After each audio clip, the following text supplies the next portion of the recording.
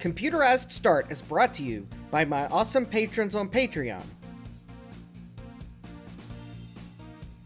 and by your tips and memberships on Ko-fi. These and other channel supporters make my live streams possible. You too can become a channel supporter with tiers starting at just $1. And as always, thank you for all your support, including sharing, chatting, liking, and subscribing. Now roll that famous logo animation!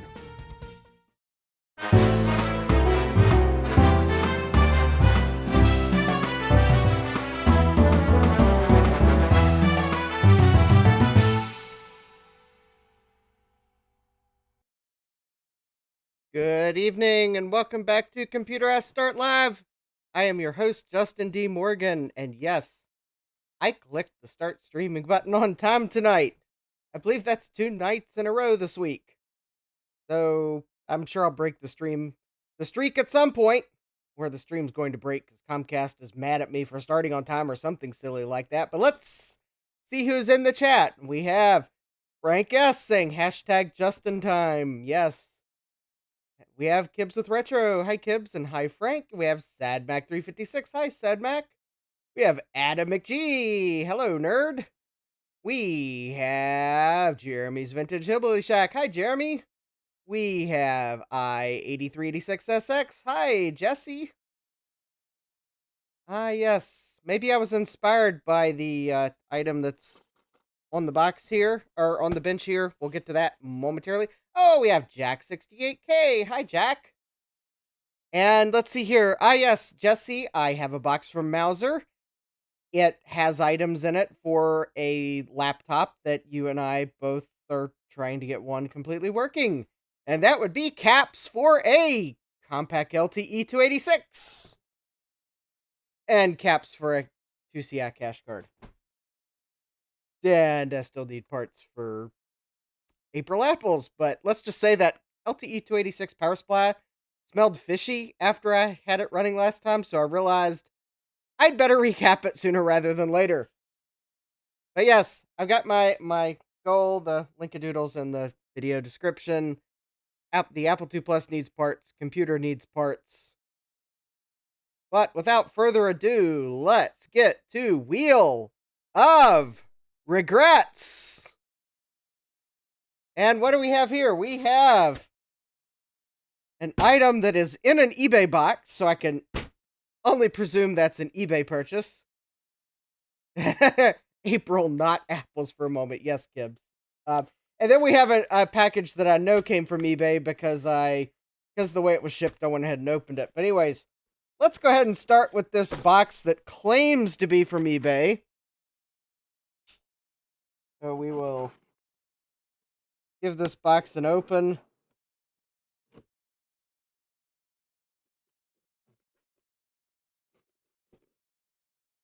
And what will we find inside? Bees? Self-sealing stem bolts? Broken glass? Actually, this is the point of the stream where I have to admit that I inserted this in Wheel of Regrets because my friend Matt sent it in an eBay box. Thank you, Matt, for helping me out here. But actually, it's not an eBay order. It's my latest Think Twice buttons order. Psych! This item really did come from eBay, so we're pausing Wheel of Regrets for a moment because you all probably see the Adam got a box of slightly broken stuff from eBay today. Jack was guessing DVDs. But actually, quite literally though, I have the Wheel of Regrets in this box. Look at those buttons. Who is Vanna? I don't have a Vanna at the moment. Yes. Look at those buttons. Wheel of Regrets. Oh, this turned out really nice. And we have... Oh, yeah.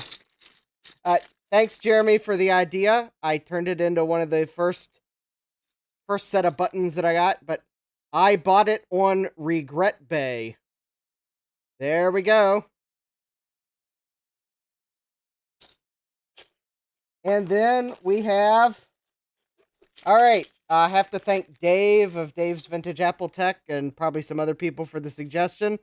But I now have some buttons with my cap on them. So there we go. So I now have the with and without caps. And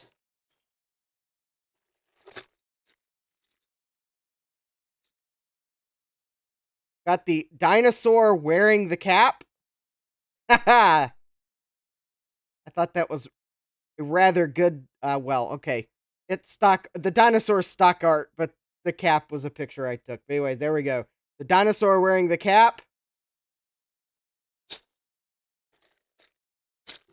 And for the suite of my channel buttons, we have computer. You all like computer? You all love computer? I turned computer into a button. Yeah, no, yeah. Hacking tape on computer and all. There you go. Yeah, Sad Mac, I love the dino. And then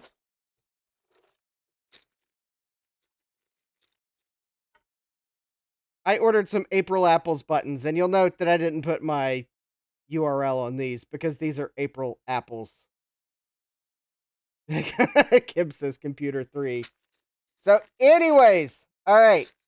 So, the April Apple buttons, I'm probably going to send to people who I've spotted creating April Apples content this month.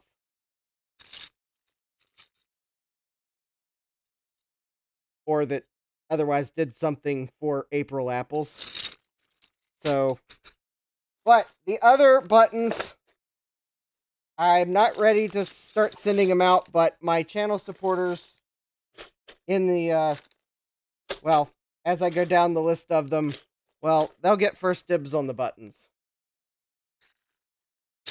Also, the nice thing is, Think Twice buttons, the minimum order is $15 with a minimum of $5 per design. So all these buttons only cost me $36, and that included shipping. So that, Sad Mac says, it reads like an item in an RPG. Well, I was kind of thinking, well, what do I put on it? But I was like, well, we'll just go for computer. Adam says, April Apples keeps tagging me on Twitter for some reason. Kibbs yoinks the box of buttons. All right. So now let's go to the actual eBay purchase. And what did I buy? I bought some memory upgrade boards from Garrett's Workshop. So I have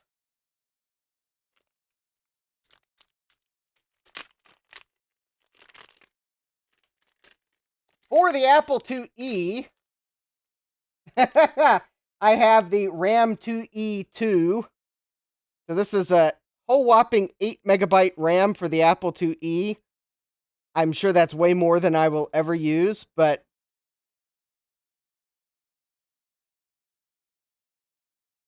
it's cool. And it probably draws less RAM than the power-hungry multi-chip boards. So there we go. I got RAM upgrade for my Apple IIe. So now it'll have 8 megs, just like my Apple II GS. Jack said, at first I thought 80 column cards. Oh, well, it also supports, it also does the 80 column functionality.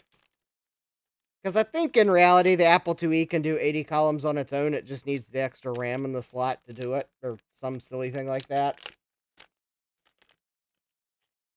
And then,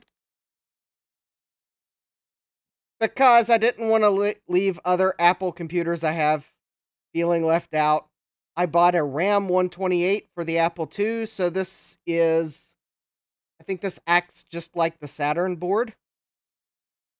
So it's 128 megs of RAM, but it's an SRAM. So nice.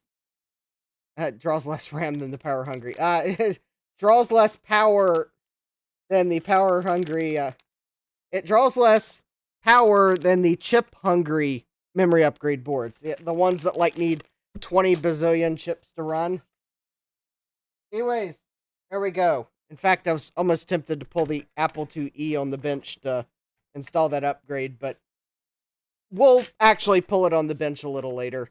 I really just wanted to kind of show off the cool buttons I got. They came in today. I was pretty excited that I had some designs I liked, so I went ahead and ordered them on Monday. So there we go. Computer and April apples and some eBay regrets and Computerized start with the cap. I'm sure that I know for sure I want to order more of these, but Adam says I put 4 megs in my 2E, but I did it the old-fashioned way with 128 chips. And you can also use the computer as a hand warmer. Yeah. Yes. Keeps your basement warm in winter. No, I thought that was the X-Serves. All right. So now that we've got that out of the way, and I still have my RTX box on the bench to insulate electrically because reasons. Let's see if we can't. Well, first let me see if I can remember what I did with the analog board I recapped.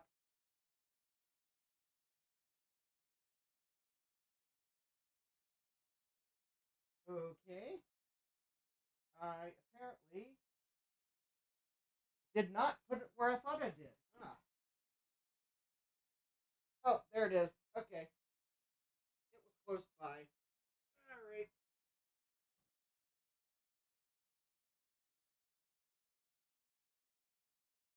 Alright, so we've got the analog board. This is the one I recapped last Thursday and ran out of time doing it. So what I'm going to do is, I guess, let me move a few things here that I realized that I probably should have moved. Mainly a keyboard and mouse. And also, let me move the box of buttons because they're just going to be in the way. And let me pull the monitor up on the bench so we can get its analog board out.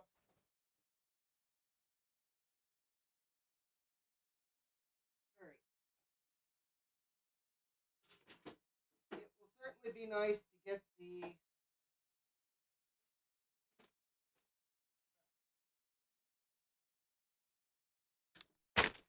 Alright, I may need those. Oh, let me do something else here real quick. Now that the colder weather is gone, get the extension cord a little bit out of the way. Obviously, I forgot to move everything out from in front of this monitor. There we go.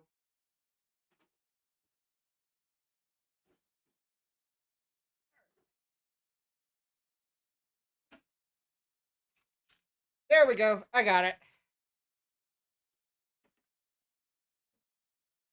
So, let's move this to the side here.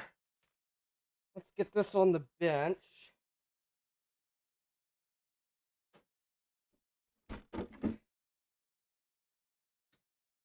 And let's get the analog board out of it so I can swap. All right.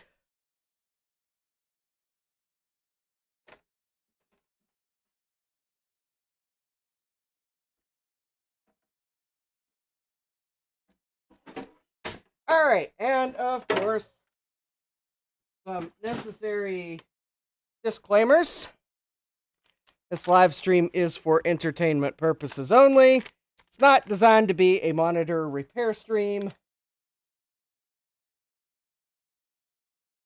I am not a trained monitor repair person, but I have had high voltage safety training.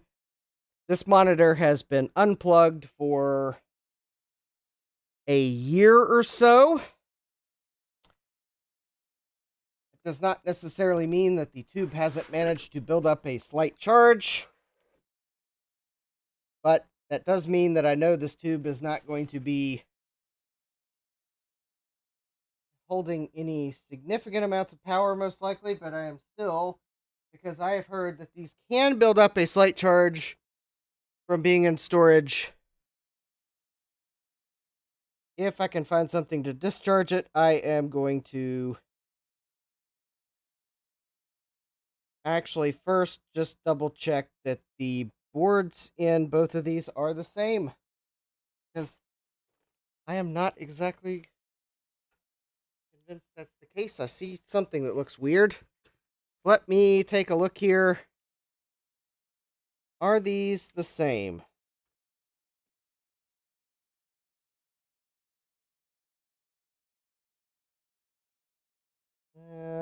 Okay, the back pieces look the same.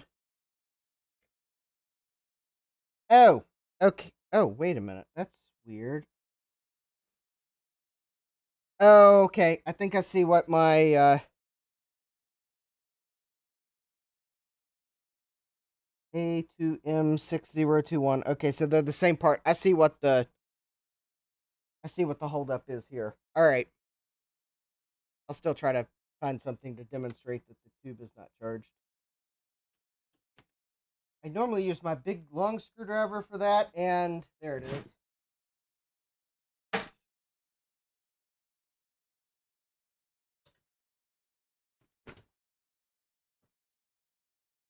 And well, actually, I may. Well, I gotta figure out where my clip lead is. Anyways, all right. I see what the problem was that I noticed. So the board that was in mine has some heat shrink around a couple of the components. That's not on this replacement board. However, the two boards have the same part number label. It looks like the replacement I'm putting in is a newer or a later serial number. 53C main. It looks like the silkscreen part numbers are also the same.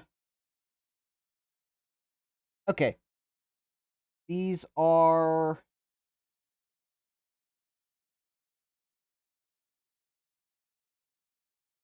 Yeah.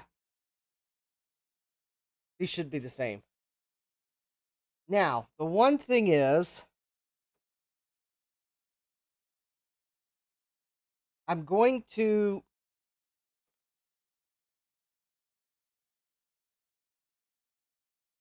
Let me see here. So what I need to do is...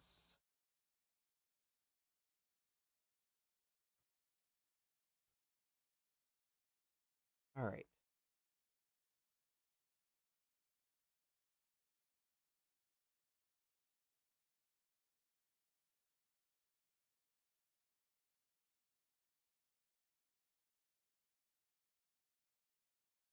Oh, wait a minute. Oh. I might have just noticed something here. All right. So this is the board that I recapped last Thursday, and if you'll notice this green wire here, it is going to that jumper position there. I have not moved it. However, on this board here, it looks like I connected it to the wrong place. I do not know what that wire does, but I do know that when you connect things to the wrong place, that can have undesirable consequences. So, actually, I think that I might actually just need to double check that I have everything connected right on this first board here and actually give it another try.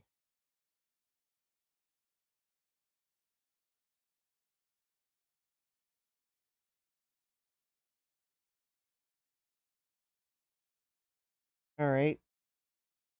I think that's the only header that I could have misplugged. Yeah, alright.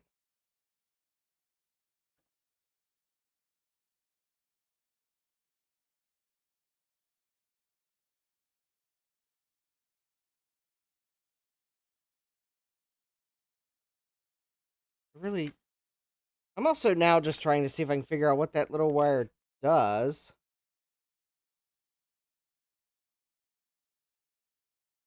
So that wire appears to be marked JH on the board. Is that? Yeah, I guess that is that wire. And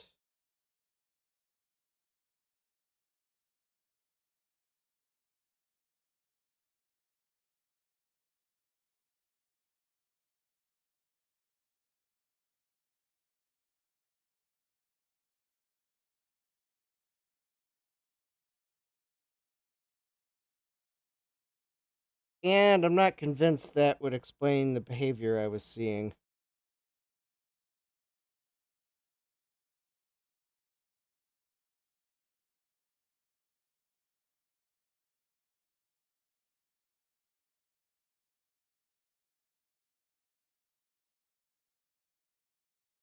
Oh, is the chat misbehaving again tonight? Bad chat. No cookie for you.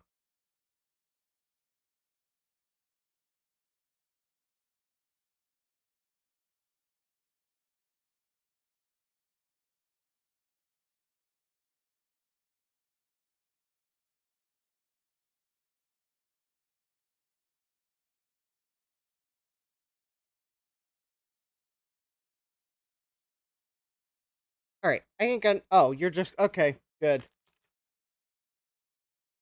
Okay, I think I know what I'm going to do. I was trying to decide if I wanted to swap just the board or if I wanted to like swap entire assemblies. And think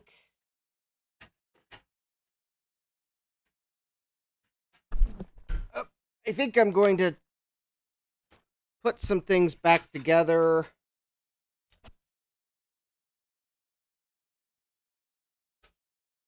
Far enough so that I can slide the new.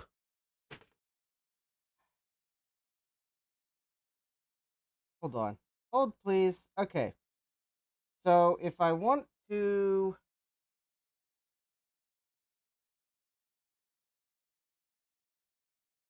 Okay, so I have to swap the power cords.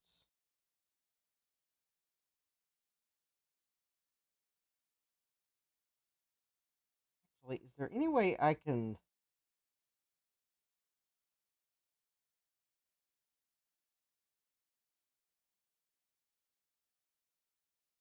Any way I can power this up without actually installing this board all of the way and still be relatively safe? I think the answer is no, because I don't have a power cord for the new board. Because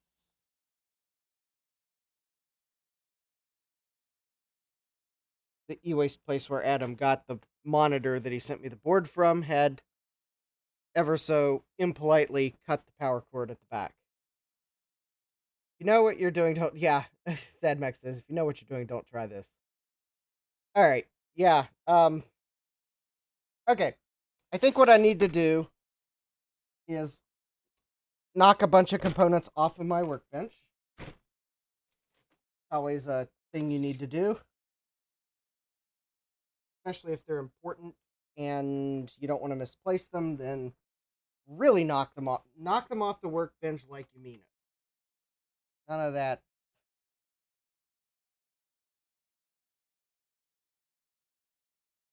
Yeah, yeah. Jack says, I think if you have to ask that question, the answer is no. Yes. I believe, given the way this is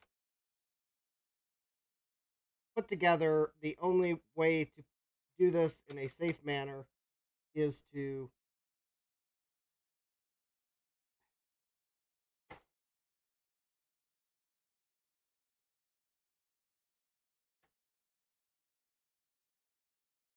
try to undo my Superman strength. There we go. Oh, that might be the wrong screwdriver bit. That might be why I'm having trouble with that one. All right.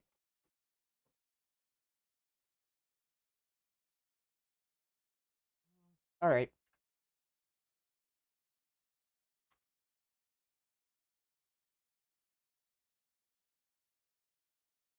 Okay, so the board that I am removing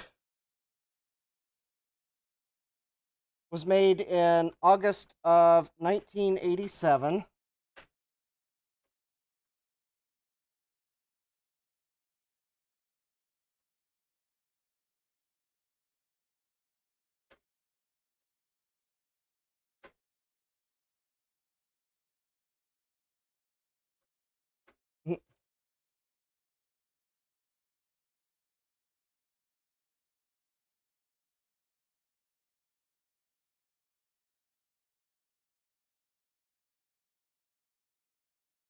The replacement board was made in December of 1990. So we're going to go from a probably not particularly early or late board. I mean, I don't remember when Apple released these composite Apple IIe monitors.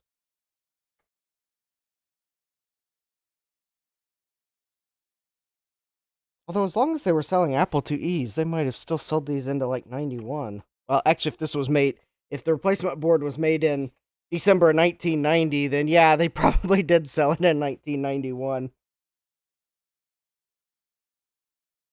So maybe that's a good sign that the replacement board has lower hours on it. Which, at least from a flyback transformer standpoint, might be a good thing.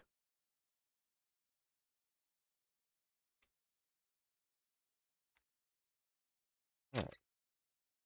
So I do have to switch the...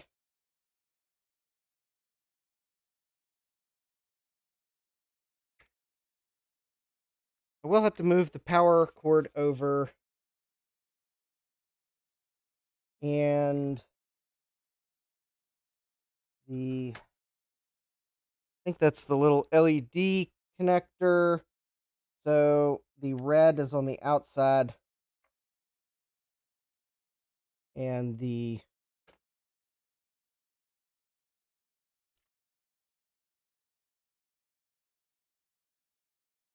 that cable, which I put a red mark on it with an O to hopefully remind me outside, so that both of these will be reattached with the red stripe on the outside. How's that for trying to do something so I remember how to put it back together? All right. Now, I do need to carefully remove the neck board. I have had this off, so it shouldn't have any glue on it or anything.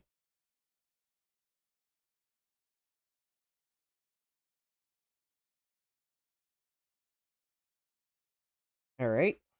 So that's detached. I think I need to... Oh, hi, RetroTecher Die. Welcome.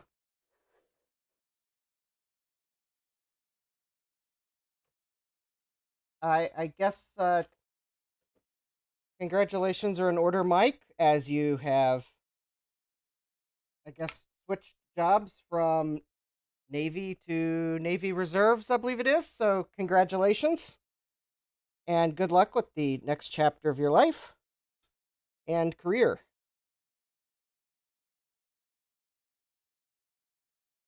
Jack says, as best as he can tell, the Apple Color Composite Monitor was introduced in 1985. So 1987, I guess, is going to be fairly early in its product lifetime.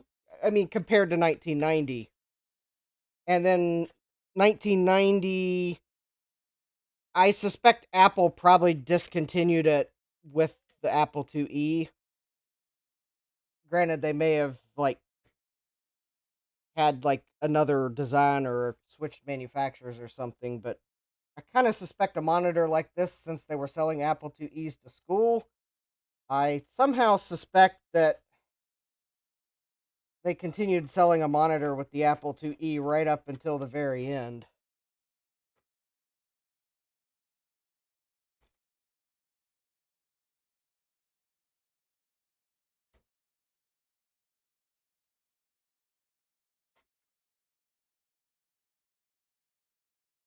Alright, so hopefully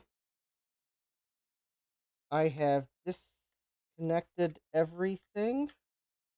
Okay, the gray wire goes on the neck board. And I'm going to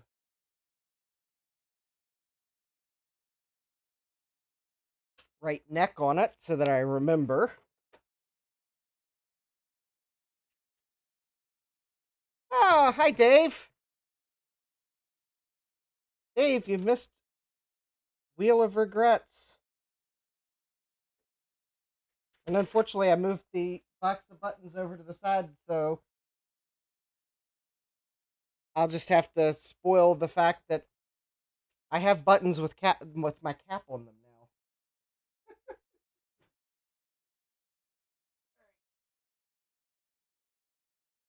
now. I know Dave was at least one of the people I remember who asked for that iteration, so I took your advice, Dave. I ordered buttons that have my cap on the top of it. Uh, I have one other thing on the way. It hasn't arrived yet because it only just like shipped recently. But all right. So there we go. This is a don't let the Samsung tube fool you. I believe Hitachi made this monitor. There was something on the analog board that led me to believe that it might have actually been made by Hitachi, although I could be wrong. I could be thinking of a different monitor. No, I may be thinking of a different monitor. This might have actually been made by Samsung. Yeah, I might be thinking of some of the LC monitors. I think Hitachi might have made them.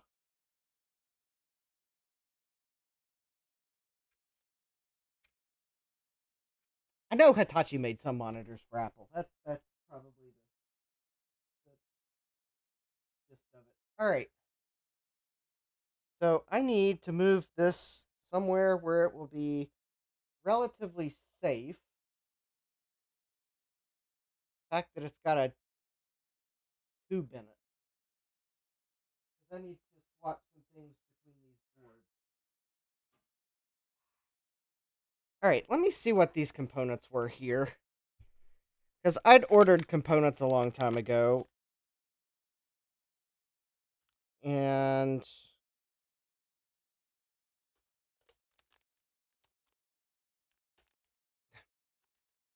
this bag might not even go with this monitor. So these are some HA 11431s. And we got, it'd be funny if one of these bags got missorted and it's something I've been looking for. HA 11423s.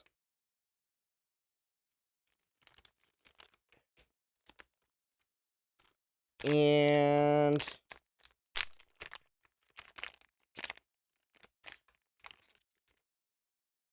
ha! Any CV20s.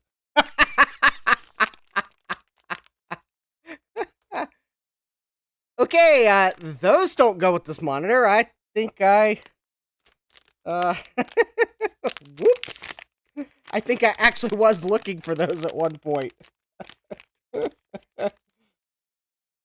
And HD 1406 BPs. And now the question is, do these parts... Did I even order the right thing? Should I want to try to repair the old board? Because I don't know that... I'm not sure. HA11431s.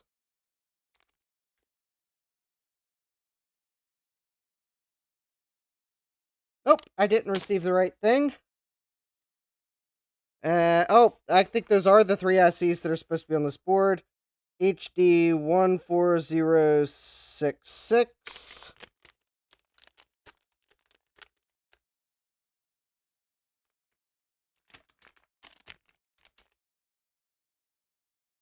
HD14066. Okay, well that was I did receive the correct pin out of those. And HA11423. HA11423. Okay, I received the correct footprint of those. So the ones I did not receive the correct pin out of, it should have been some, or the correct package of, were the HA11431s. I received looks like a DIP 28.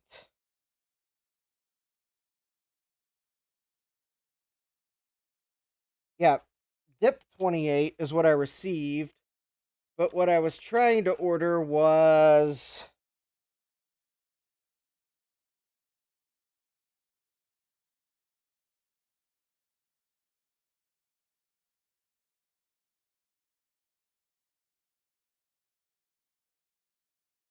like a DIP 30 that's a narrow, like a, yeah.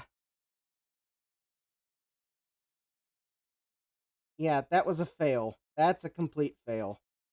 Not only does the chip that's actually on the board have 2 more pins, but it's a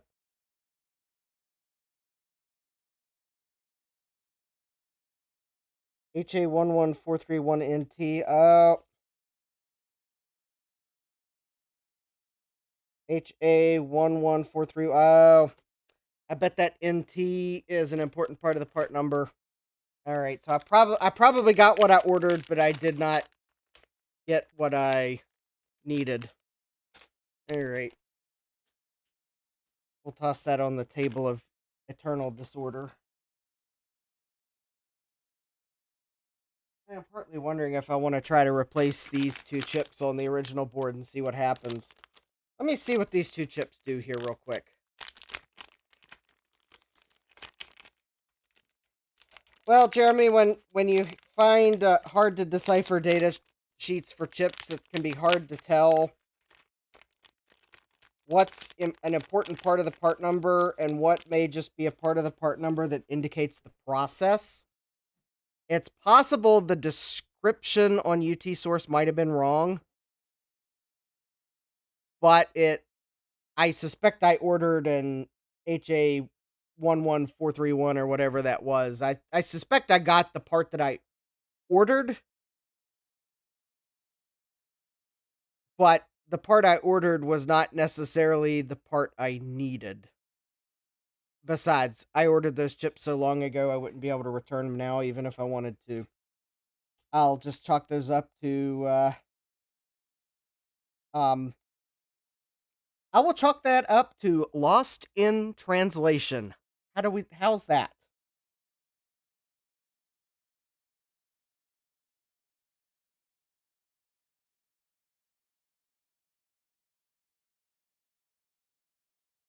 All right, so I'm gonna see if these chips are even something that might fix the. All right, so this one chip is a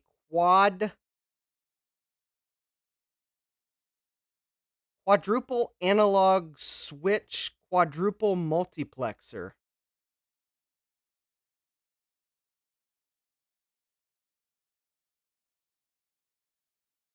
Ugh, that sounds painful.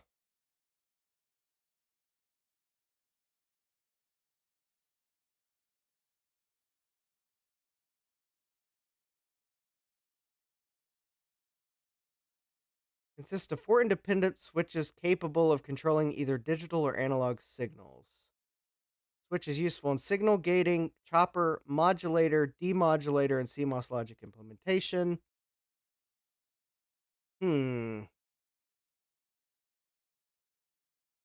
Well, I don't know if that would necessarily cause a scrambled video signal. All right, and the other one was an HA11423. And that is a color TV deflection signal processor.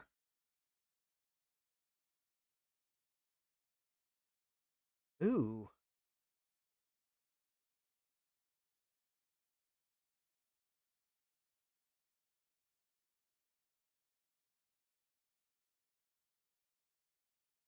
I think I might actually try to swap that chip on the original board.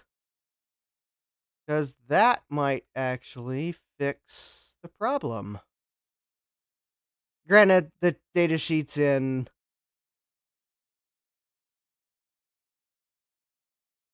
Japanese, probably, because it is a Hitachi part. I don't really trust some things any more than my ability to throw them, but alright, so let's see here. Can we detect language to English? Alright, so I'm going to point my camera at the...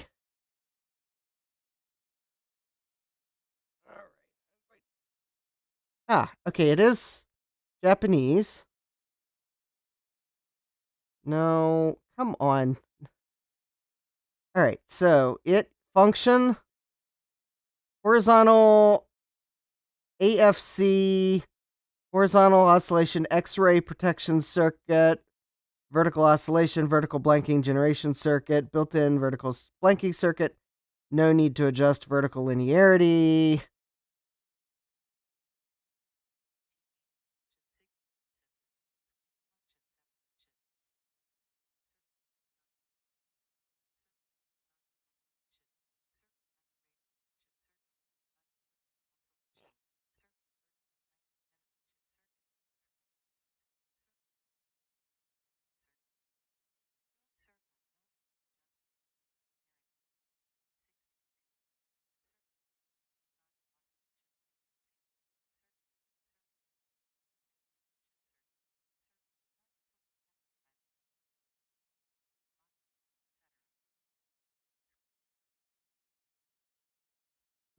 Okay.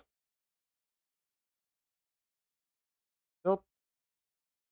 Well, that was nice of you to read that for me, Google. Thank you. I wonder how to do with the schematic diagram. I'll get back to the chat here in a moment. All right.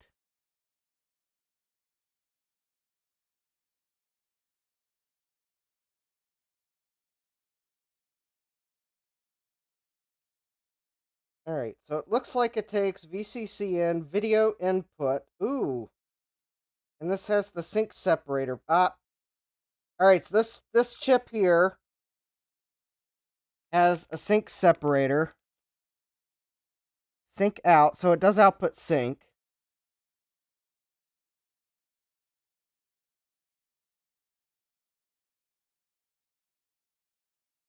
All right.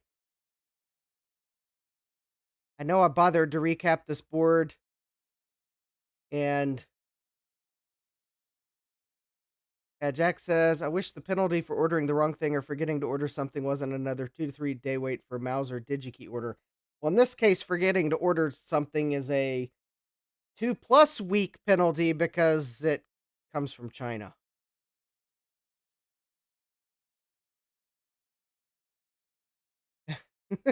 And none of these chips are socketed, so... Alright, so what am I going to do? Well, first, I'm going to get this CRT out of the way.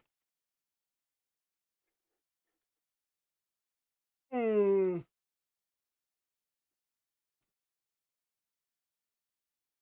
Jack just sent a link from Big Vessel Wires. But, did Big Vessel Wires start selling these? That would be pretty cool.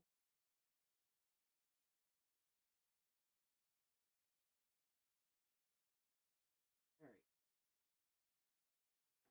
Why am I going to replace this chip rather than swap analog boards? Well, reason is I gotta desolder a bunch of stuff and swap it, so I guess I was kind of thinking then I might at least give this board one more shot at cooperating.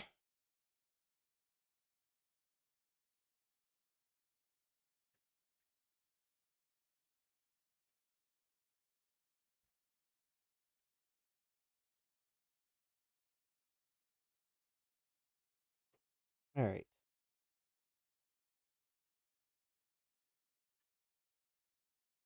Oh, wait. Does this have a little panel that... Oh, actually, I don't need to remove the board from this frame to replace that chip. All right, please do tell what is this thing that you all have ordered and are waiting to try out, because I got my hands full.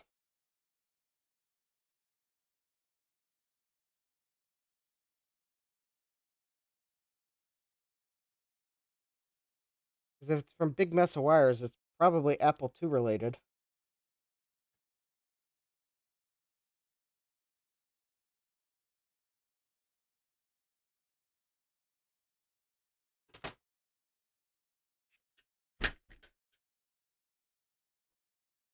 All right. So I think I can replace this chip by taking this bottom panel off. Oh, a VGA sync converter.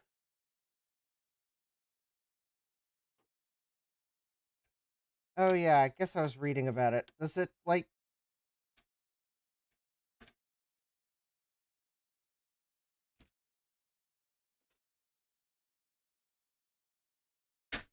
Well, I'll just have to read the blog post because I have like a bazillion questions. Macintosh to VGA video adapter with sync conversion.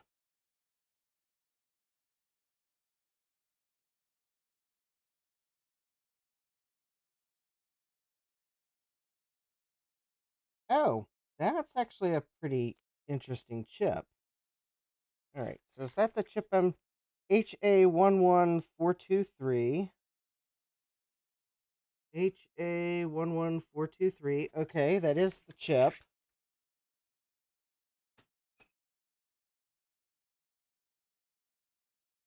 Okay, these are pretty interesting looking chips. Oh, okay.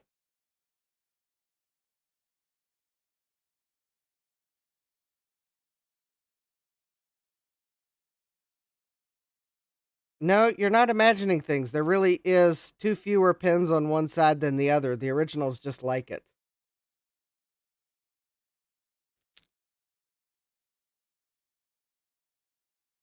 All right.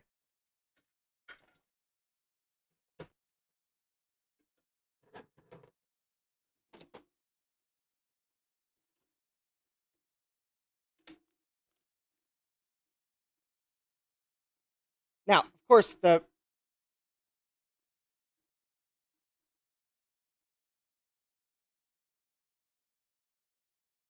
Now, if by chance replacing this chip fixes this analog board, then I'll probably pass along the analog board Adam sent me that I recapped to someone else with one of these monitors that's maybe in a bit worse of a shape.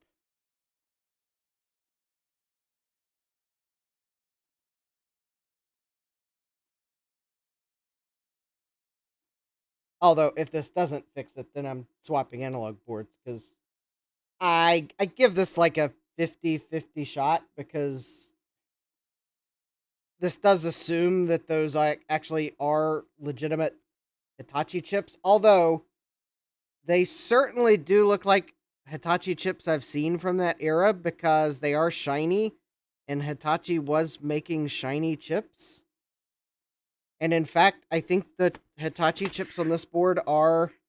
Yeah, they are shiny as well, and I know this isn't original Apple board, so I I think it might actually be a legitimate Hitachi part. But I guess we'll see.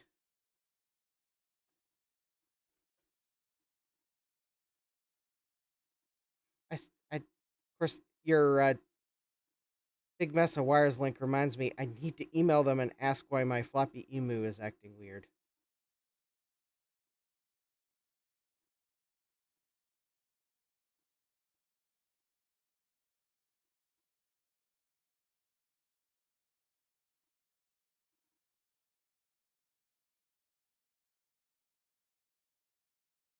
Oh, that's pretty cool. So you can actually attach a USB serial cable and it will output. Okay, that's pretty nice. It'll actually tell you what it's seeing. That would be incredibly handy for those times where your scaler is not cooperating with the program, but you think it might actually be outputting something. Looking at you, big fancy scaler that has quirks and features. Destin has chip regret. Yeah. All right. Well, let's get this chip out and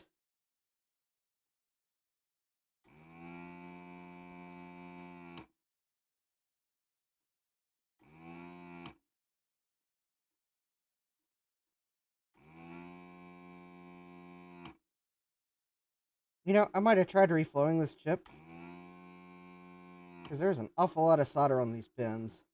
I think I may have reflowed them.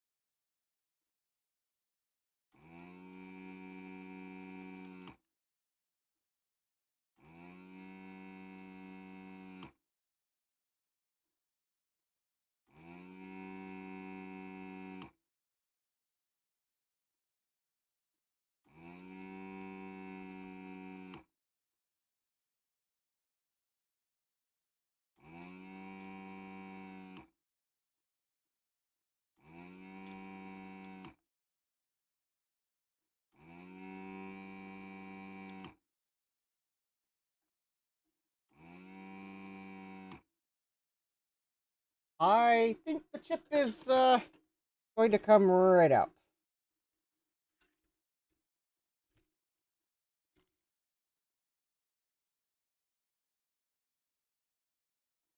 Oh yeah. Okay. I mean, it is just a single-sided PCB, so it doesn't surprise me that I was able to easily get all the solder out. Plus, I think I reflowed it at one point. So there's no solder on this one side of the. There's no pads on the one side of the board to have even been soldered in. But there we go. All right, so it is an HA11423. I just want to confirm I have the right chip. HA11423. It's interesting. It looks like those two end pins are actually connected together, but then clipped at the factory or something. All right. Jack says I reformatted the card. Oh, mine's not. Mine's not crashing. It's like I can't format discs in it. I can't format a disk image in it. And in fact, um, I have trouble writing to disk images with it. Because it seems like its emulation is not running at the correct disk rotation speed. It's like it's trying to be a rock star and run as fast as it can, and I think that's throwing off especially Apple II programs. They're expecting the disk to be spinning at 300 RPM. I mean, I might try reformatting the card, but I think I tried just another completely different card, and although I don't know that it was a freshly formatted card. All right, I guess I can try reformatting the card and see if that fixes it.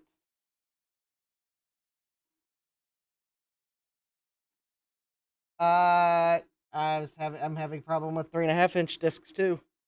have a problem with all disks in my floppy emu.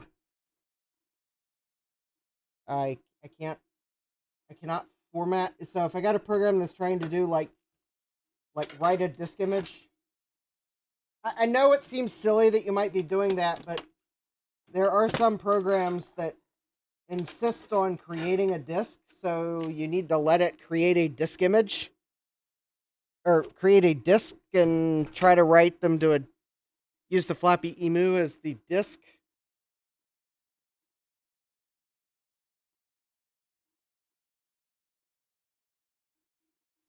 Or even just writing disks.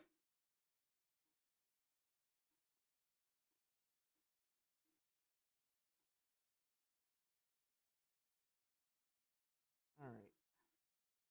I guess the one nice thing about this chip where it's got a different number of pins on each side, it'll be hard to insert it backwards because it only goes in one way. Now, as convenient as it probably would be to solder or to put this chip in a socket, I am, given what this chip does and that I really don't want the chip to fall out of the socket potentially, I'm just going to solder the chip in.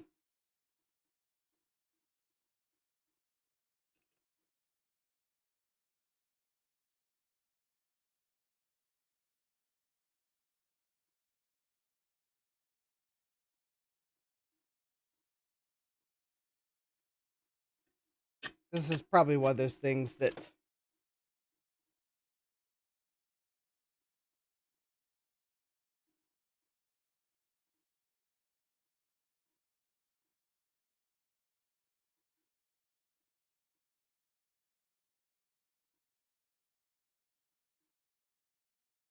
all right, let me.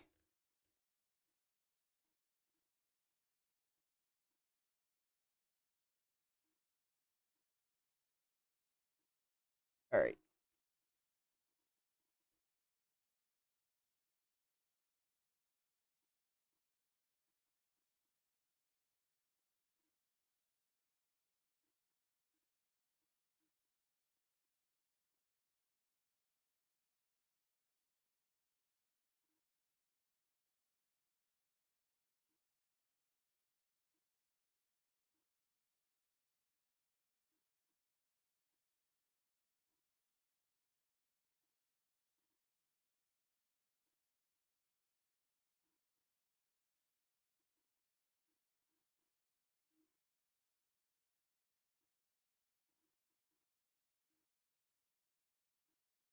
Here we go.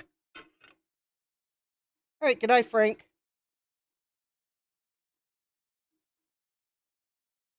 All right. That looks good.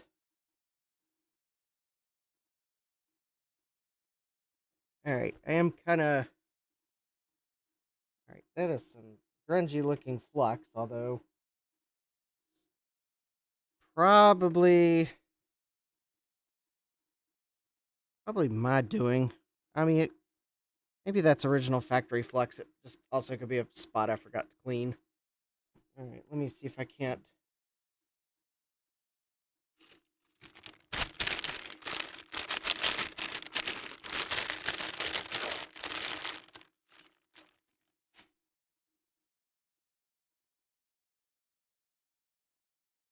Oh, actually, that is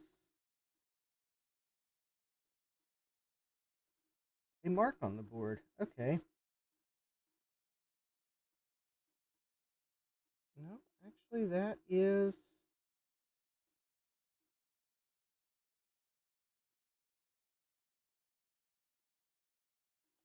Oh. Okay, I think that's just discolored solder mask because it's not coming up off the board.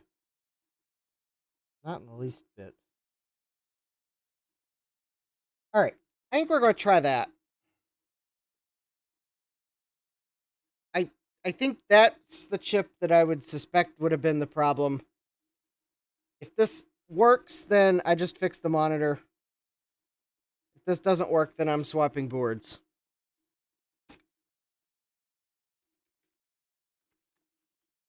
Because I don't think this other chip is. I don't think the other chip's it. And, well, I mean, I guess if it has the same behavior, I might try the one other chip. I'd always order two, just in case. I guess if the symptoms are indicative that the first chip I tried is bad, then I may try the one other one, but all right. Also going to just do one thing, and it's I'm just going to make sure I don't see any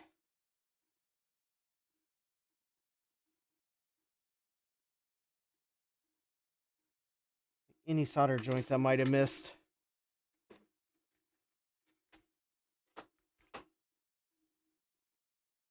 No. All right. I believe I see where I did reflow all the large solder joints.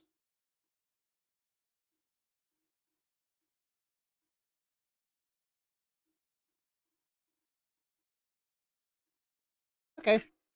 I guess it's worth the try.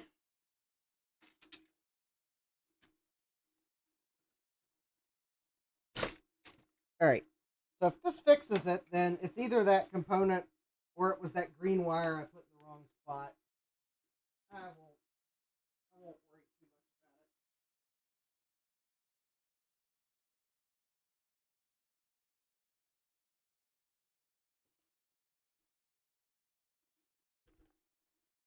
And if it doesn't work, it's probably that one chip that I couldn't get, that I apparently didn't succeed in getting a replacement for. So,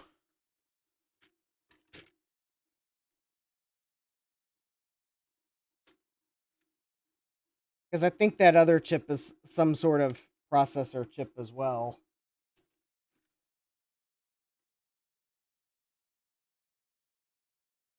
All right.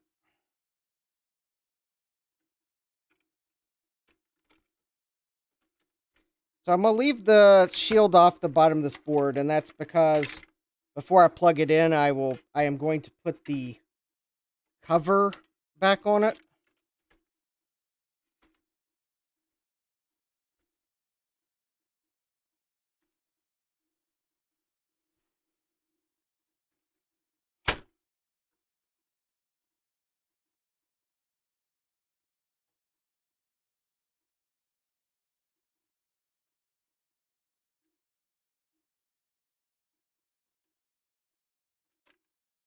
And the reason I'm going to put the cover back on it is because I believe it is or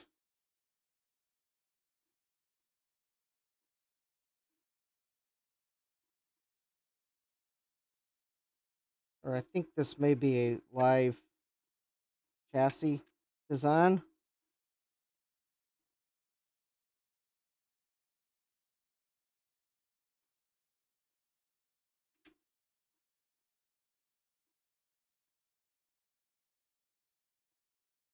Oh, hold on. A little plastic piece that I think I. Oh, it goes right there.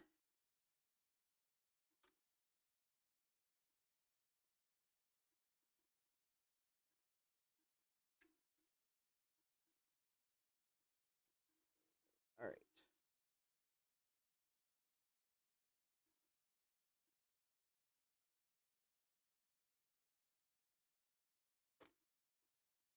All right. It'll be hard to see everything I'm doing, but the important thing to note is this is an entertainment stream, so if you can't see everything I'm doing, that's fine, because it's not supposed to be a how-to video. I'm quite possibly not doing what the service manual would tell me to do. In fact, I'm probably not. The service manual would probably just say, replace analog board.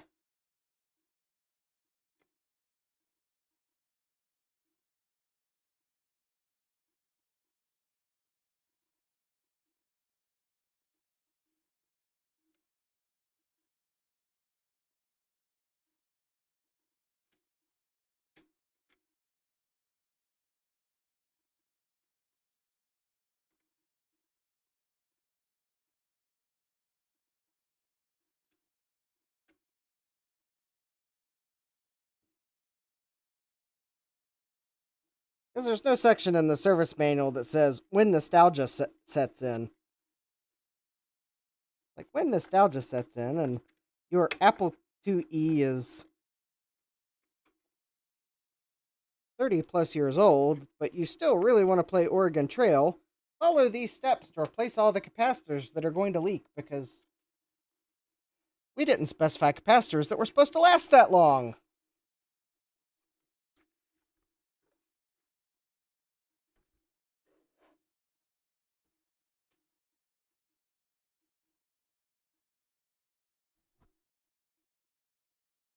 Okay. I am reconnecting. There's like a gray wire on the neck board, or that goes on the neck board, so that's definitely, I think, one that needs reattached because I think it's a ground.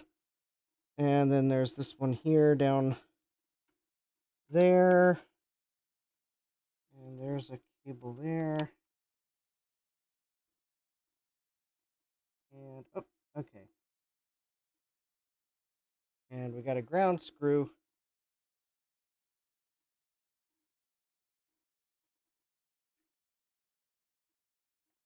Always important to reconnect grounds on a CRT. I know this isn't an how-to, but I'm at least going to give you the important safety warnings should you decide to try it yourself. You want to make sure you reconnect all grounds before powering up a CRT. Many of them are required for proper operation as well as safe operation.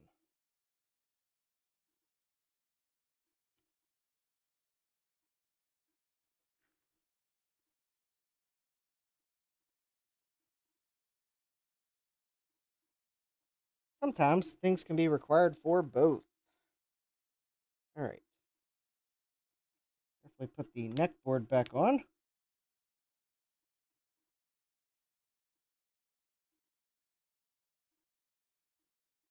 All right. Anode cap goes back on.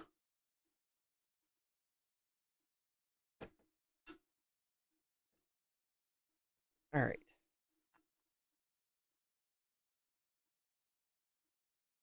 Okay.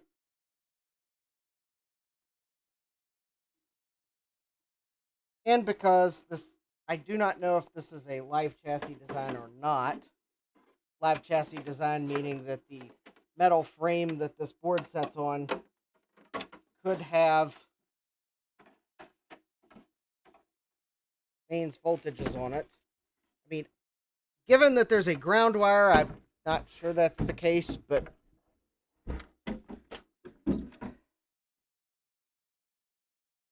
I mean, the other thing could be that if I didn't realize that or in the event I forgot to reconnect something,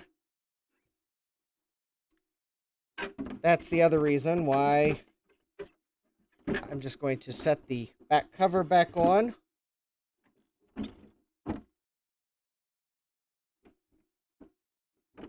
Or attempt thereof.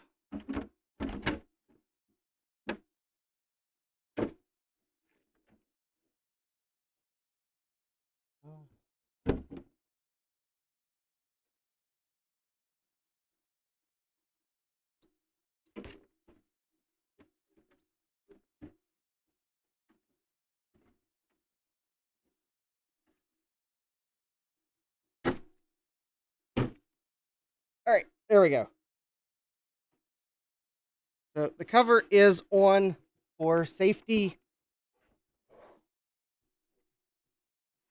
All right, I will plug the monitor in. I'm going to plug it into the smart outlet.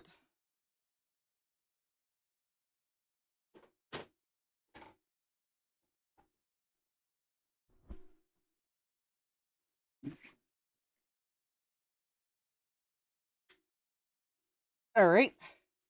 I turned it on, and apparently the power switch is on the front because I heard high voltage kick on.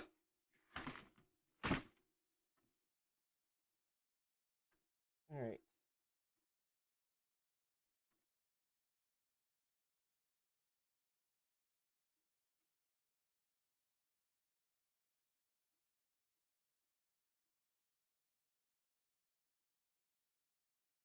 Alright, I do have... Okay, I do see that there is a raster. I thought you had to have something... Okay, apparently this design kicks on even if you don't have something plugged in. So I need a video source, which probably means that...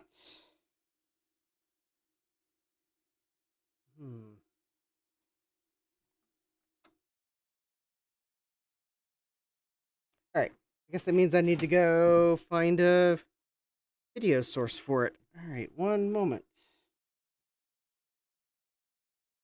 I had like a composite video out that wasn't like a big computer that took a lot of space up on my bench.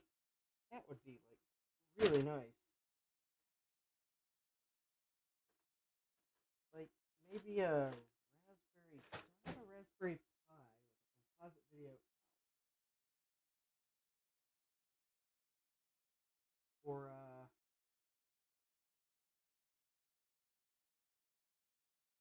hmm.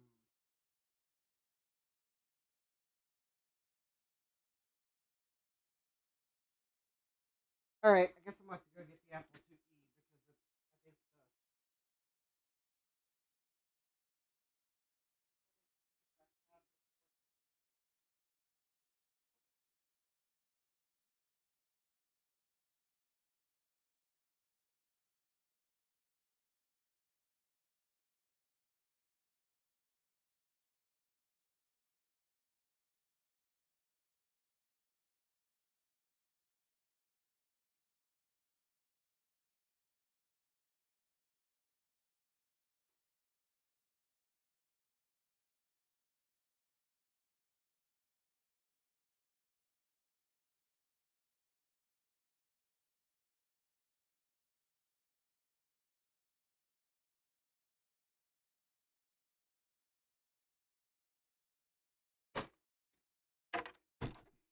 I think color computer has the added benefit that it's a slightly more compact design for fitting onto my workbench. It also is fully reassembled and operational as far as I know.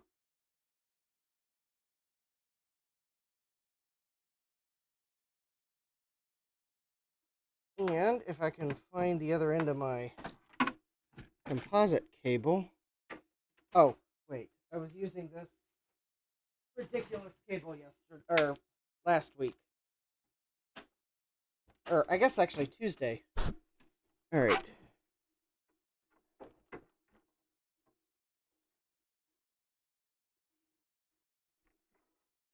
All right. Now I am guessing 50-50 which one's the video out.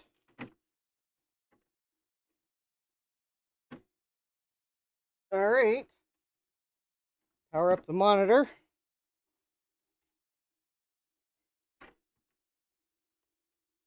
Oh, there it is. Power up the color computer. All right, the color computer has power. And I see the light on the Coco SDC blinking. And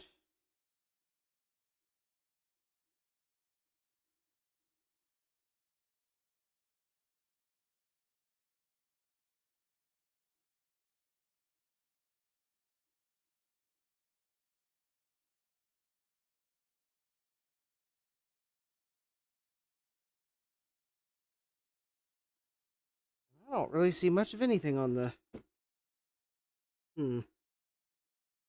Yeah, I'm not seeing a picture. Yeah,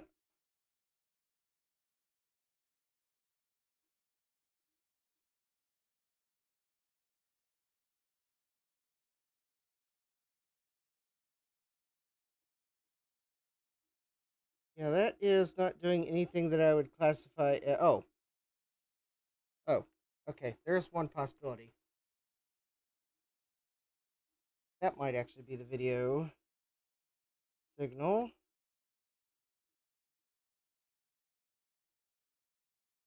Alright, so that's contrast, that's brightness, that's...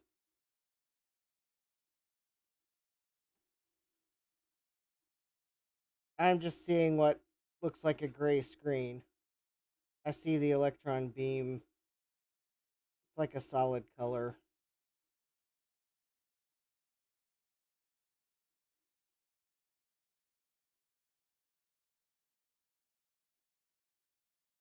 Yeah, something tells me this board is probably...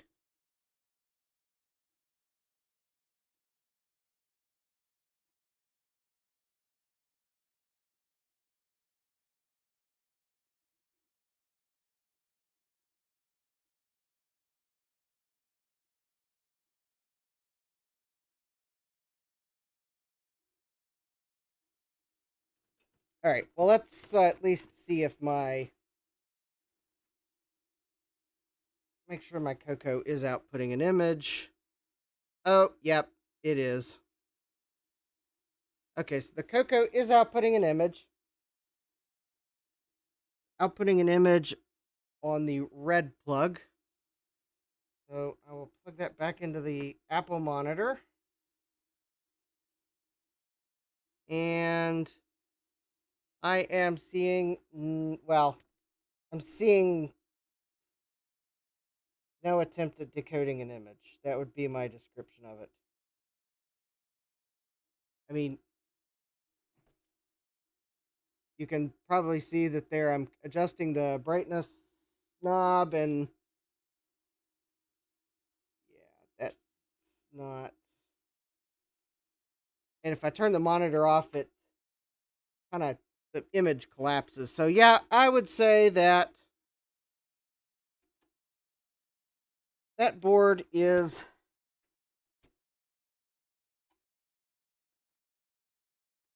not working. All right, so I am going to set the color computer off to the side where I can get to it.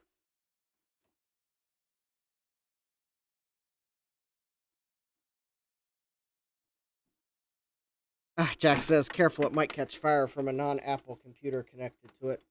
Well, I think the monitor is not operating enough to be able to tell that what I had connected to it at all, much less it was a Tandy. Hi, Will. Welcome. It's called, I didn't want to try to put an Apple computer on the bench because I didn't have enough room.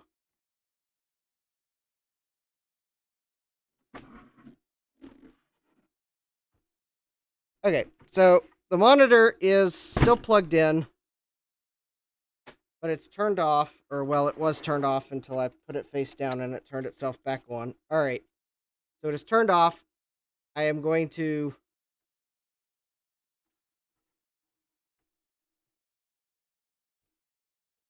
put it on its side momentarily. I'm just kind of letting the internals discharge while leaving the ground plugged in. Sometimes I occasionally think about getting one of those power cords that's basically a ground connection only, and then I forget, and then I remember, and then I forget. And I think I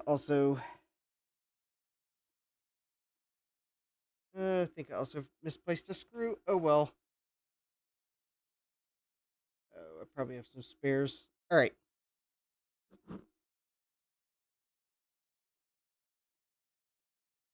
I'm going to have to find a clip lead now. Make sure the CRT is discharged. Of course, I could also just turn it on with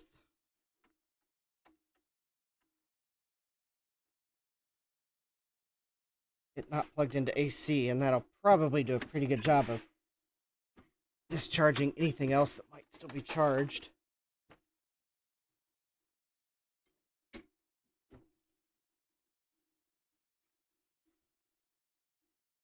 Oh, hi, 1-bit.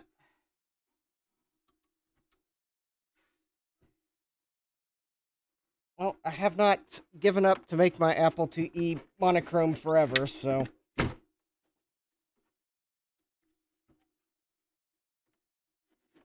Besides, it would be my Apple II Plus that I'd be more likely to use with a monochrome green monitor.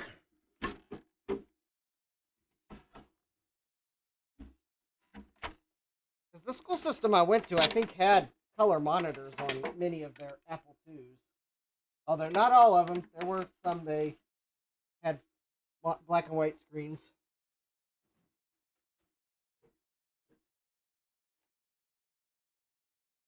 All right. Let's see here if I can find a clip lead.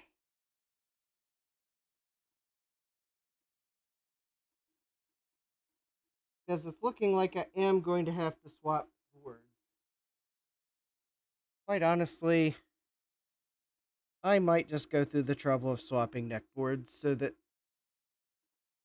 Well, then again, though, this board is working so poorly. I'm not. I'll just adjust the neck board to the tube. I'm not going to try to swap the neck boards. I am, though, going to discharge if I can find a clip lead.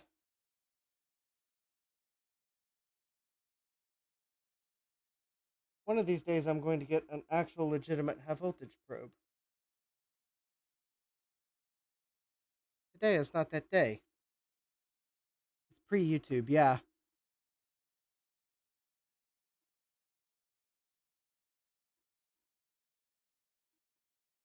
One bit says, "Hey guys, G.I. Joe early 2000s spoof PSA too obscure for the crowd, huh?"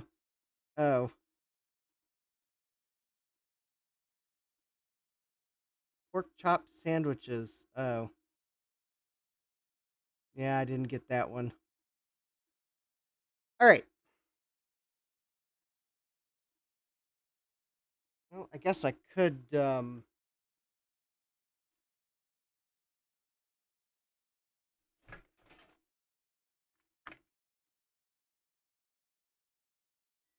Okay. So I am going to just double check that things are discharged here. So with the negative of my multimeter on the ground point on the monitor, also happens to be the implosion band on the monitor. I am going to double check that the main capacitor, looks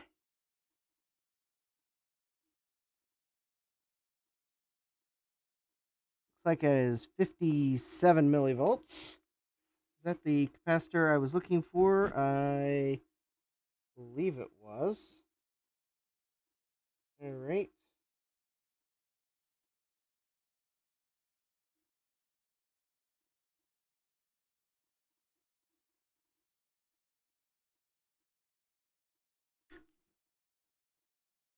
Oh, that still had a charge. Yes, all right. Yes, this monitor still has a charge.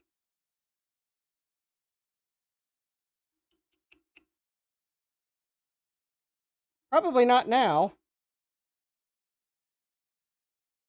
I'm also surprised I didn't blow the fuse in my multimeter. All right, I definitely need a clip lead now. No ifs, ands, or buts. I need to make sure it is discharged.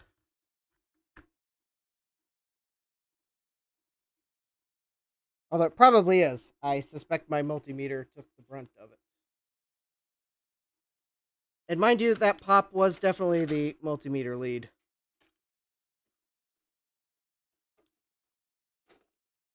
Or the probe of the multimeter.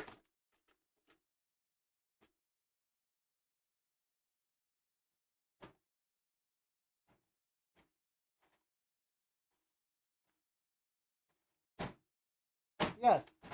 Do as I say. Discharge to ground. Because it wouldn't surprise me if this analog board is so jacked up that the bleeder resistor is not working.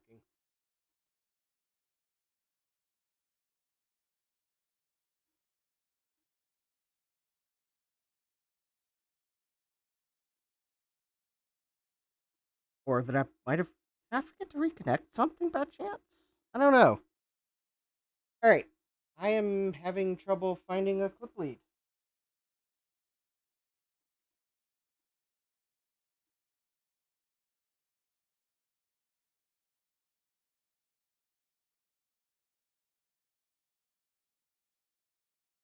Hmm.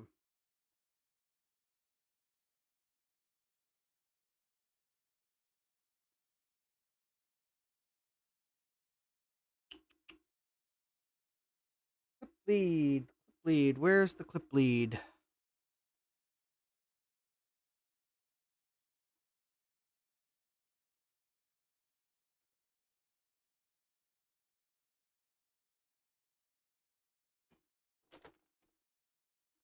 I might not have any clip leads. I might have turned them all into things that are no longer clip leads. I might now be regretting powering this monitor up with this board because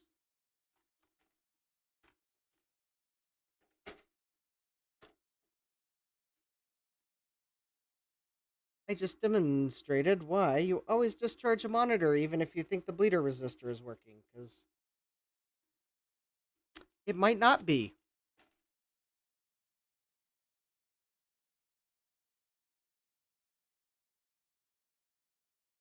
Let's see. Well, that is lead tangled with that oscilloscope probe. No. Got neat oscilloscope probes too. That one looks wrecked. Is that a clip lead? Yes. Oh, good. And it still has the clip lead end on the other side. All right. Yay.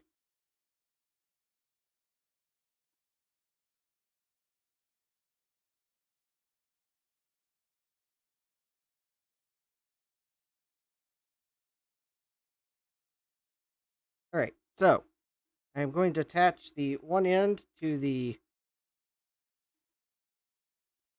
what I believe is the frame ground.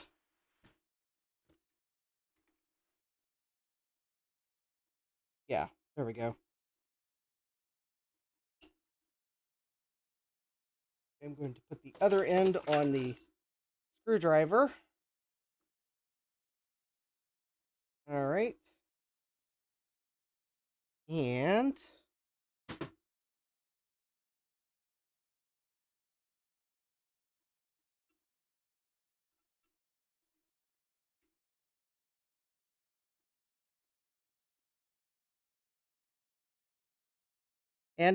we had a pop again. So my multimeter did not discharge at all. There we go.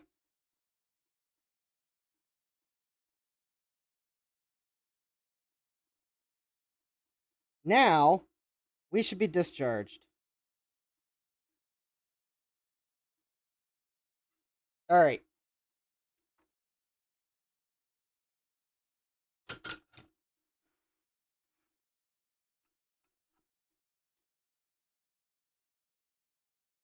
All right. Anode cap is off.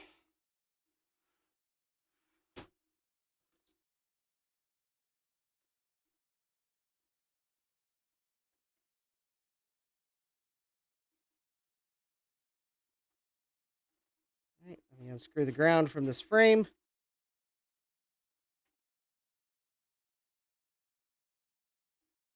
Actually, I am.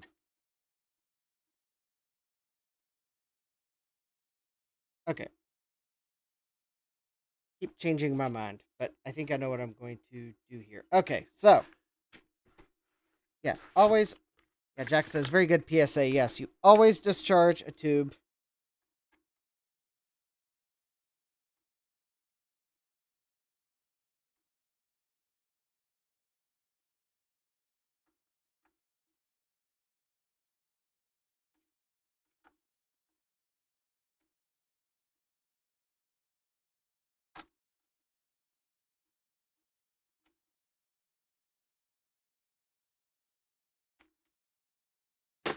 Because it is quite possible that if I looked at this analog board, the there could be something wrong with the bleeder resistor on it.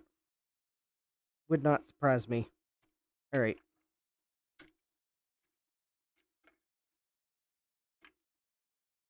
So,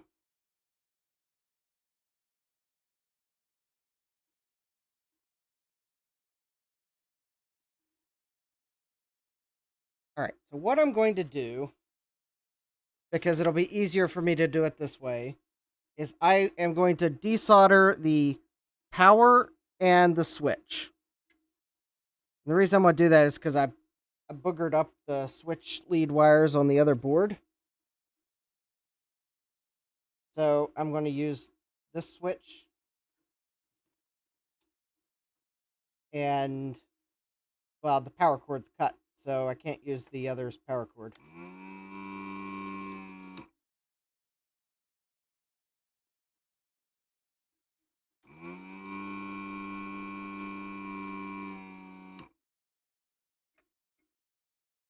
Of course, this also assumes that I picked the...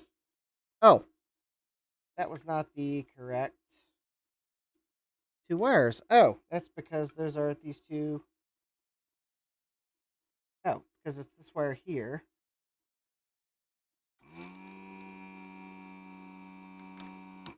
And that wire here.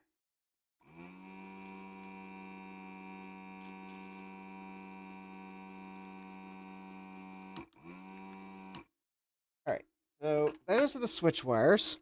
They are marked on the board as to which one's brown and which one's black.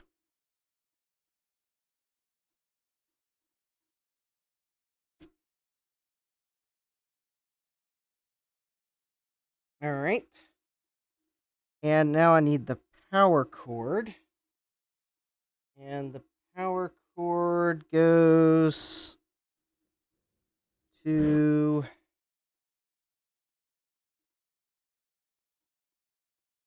I think the power cord's actually easier to get from the top side, which actually I will get it off after I remove the board.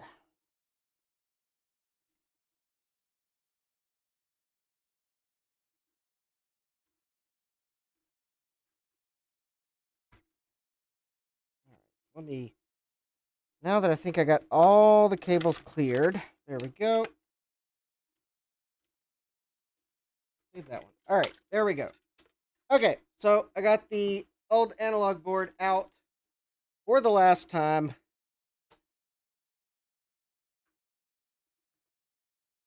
All right, so now the tube is going to go back into its safety storage position.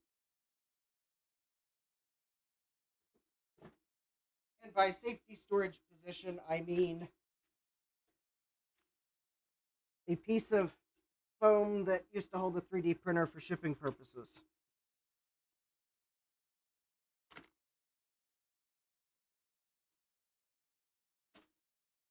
I think it might be a piece of the foam that Joe used to pack the Apple IIe or the monitor to send to me. All right.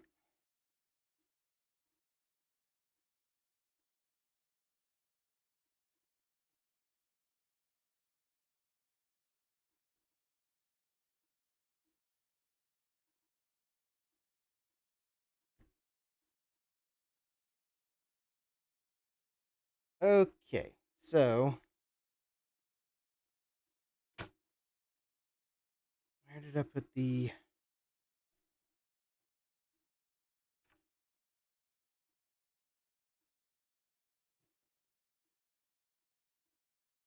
Does it actually... Oh, Jack's asking, does it actually have a bleeder resistor? That's a good question. Not all monitors do. I actually do not know if this one has a bleeder resistor. It is new enough that it probably should have a bleeder resistor.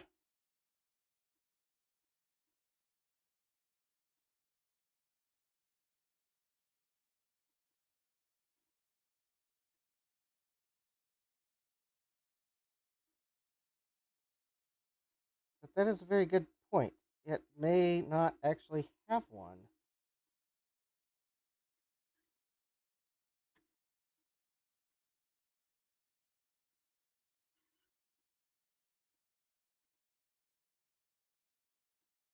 Since it is an external monitor,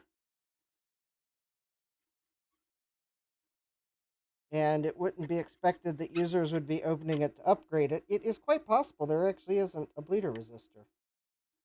But that is a very good point, Jack. It may not have one.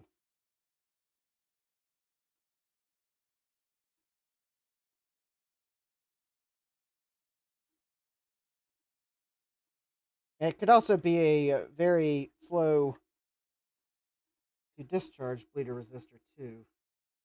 Actually, those wires are not coming off.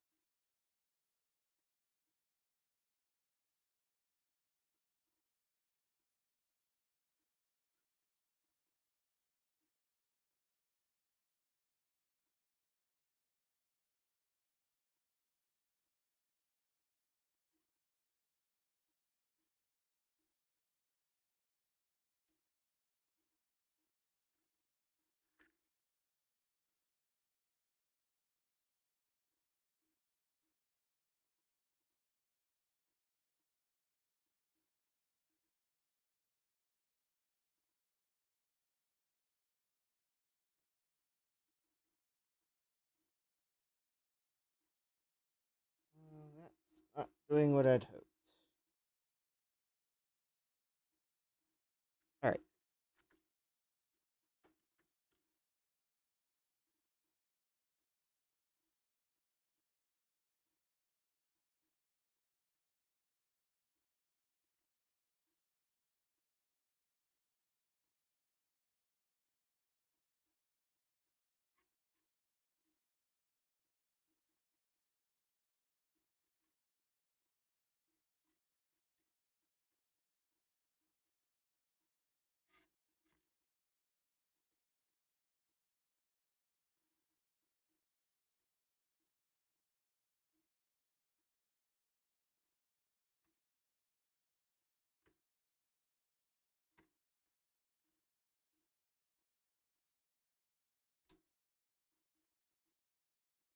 Oh, there we go.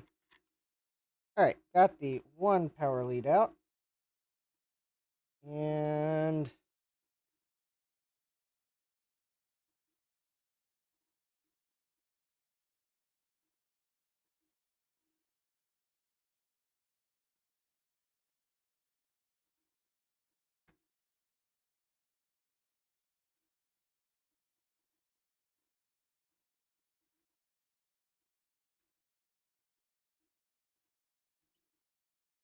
okay, there we go. There's the other one out. The ground is actually connected to the there's a metal piece that the coax connector's on, so or that the coax connector. Oh, actually, it is. This ground here does go to the coax connector.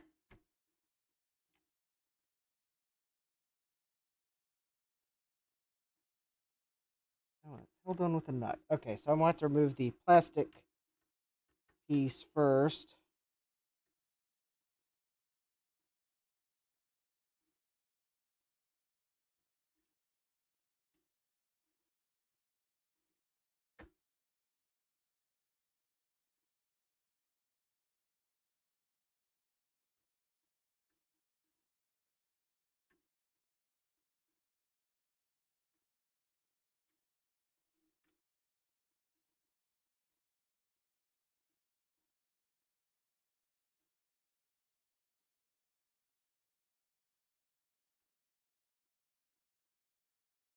All right, so let's see if the.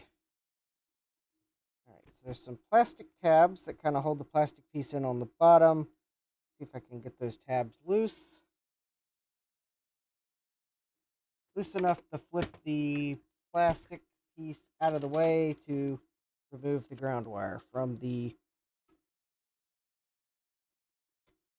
place where it's screwed into.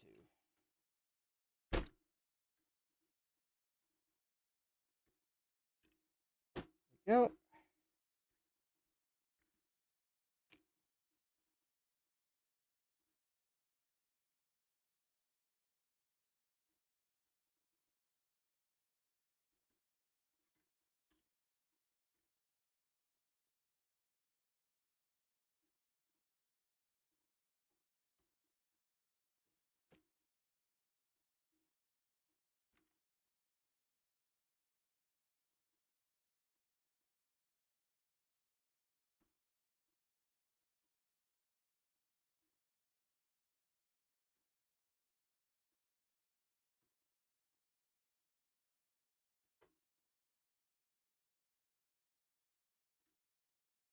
There we go. And put the nut back on that so I don't lose it. All right, so I think I've got the power cord free. There we go. So we've got the plastic piece from the back of the old monitor. I think I will, if these detach, I'm also going to remove the potentiometer knobs from the old monitor, from both the front and the back, because I will put these on the new board so that the plastic colors match.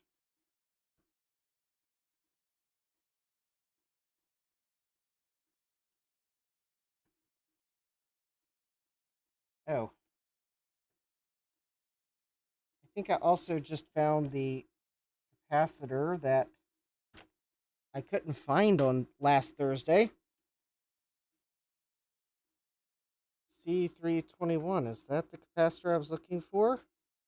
Hold on, let me look at the cap kit list, because I think I just found the mystery capacitor location, which means I'm going to need to find the spare new capacitor that is floating on my workbench, if I did indeed.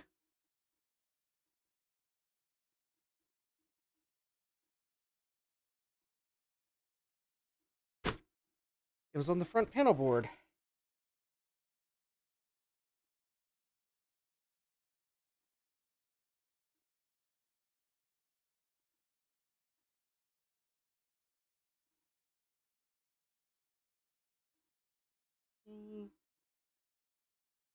Wiki page is C. Oh, yep. All right. Well, I will get that capacitor on the new board. I can't find the spare that's floating around my workbench, because there should be a spare brand new one. Then I'll pull one of the ones off that old analog board, because the thing is, I recapped it, so they're all newish caps.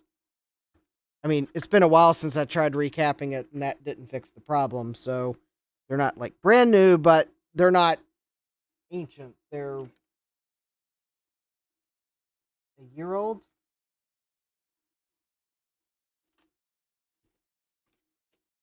I mean, definitely new enough that they'll be fine. Uh,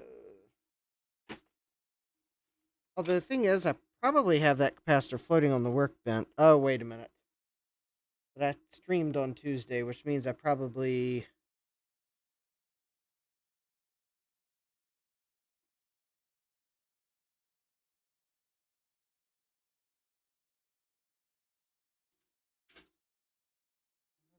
Weird. I just found a random safety cap on the workbench. All right, hold please. Let me see if I can't find the. There's got to be a 1 microfarad cap floating around here somewhere that's just waiting to be installed. I don't see it there, so I think I got one.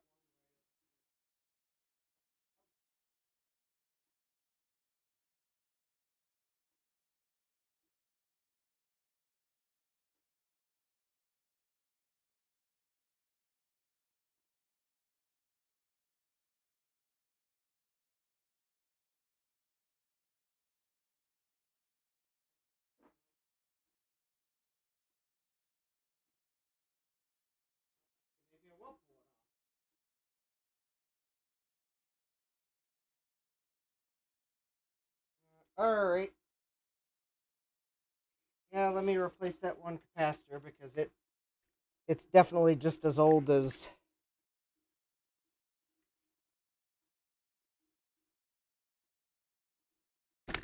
Alright.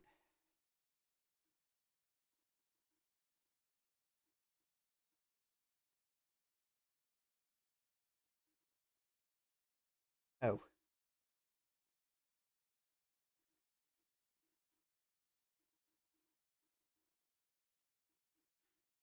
Alright, let's replace this cap. Oh.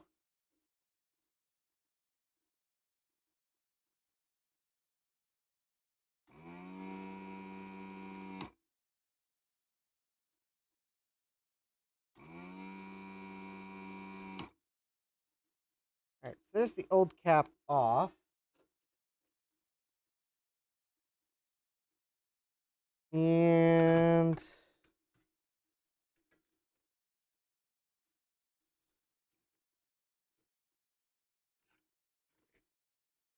oh, here we go. Found the one that I set aside last Thursday in case I figured out where it went. And now that I figured out where it went,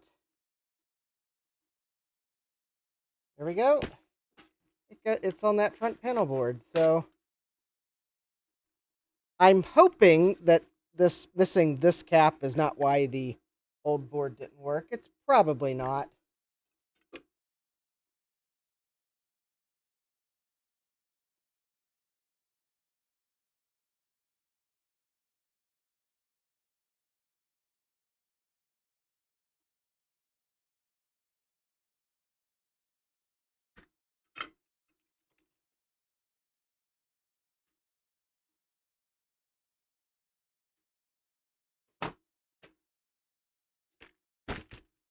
There we go. There's that.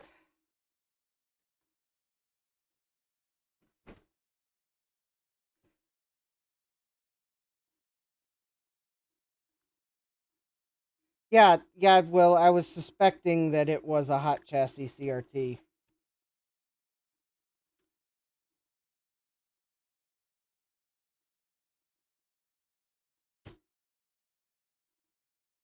Well, that power button just broke. Well, I guess I'll have to use this one here.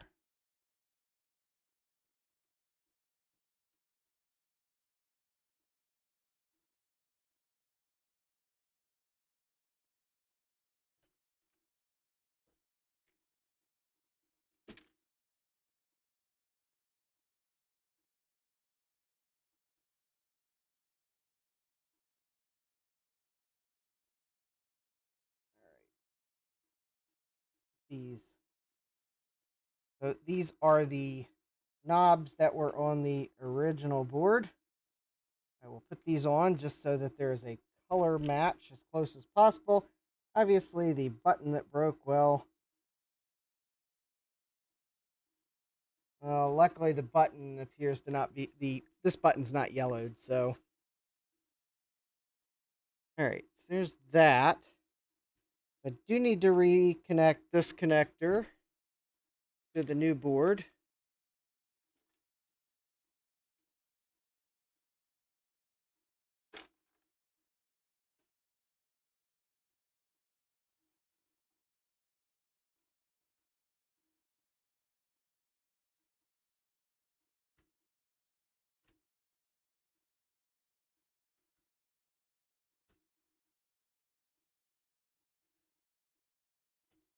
I'll place those knobs.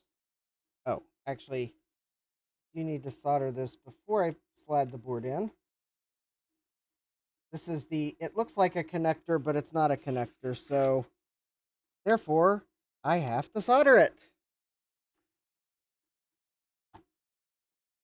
Well, I mean, it is a connector, but it looks like it might be a connector in a socket, but no, it's a connector with pins that are soldered in.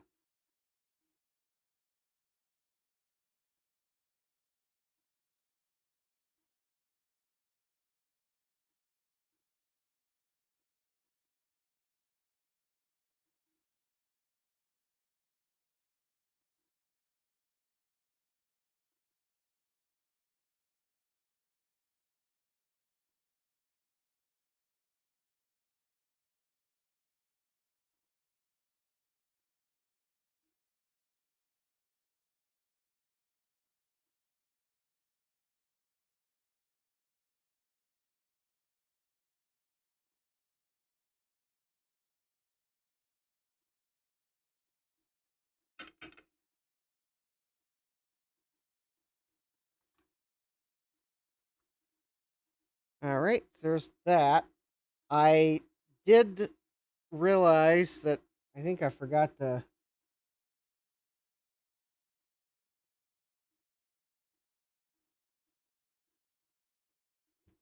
clean the bottom of the board off.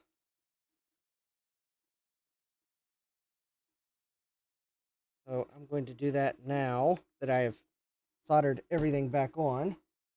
Also, I have done the customary spill isopropyl alcohol. So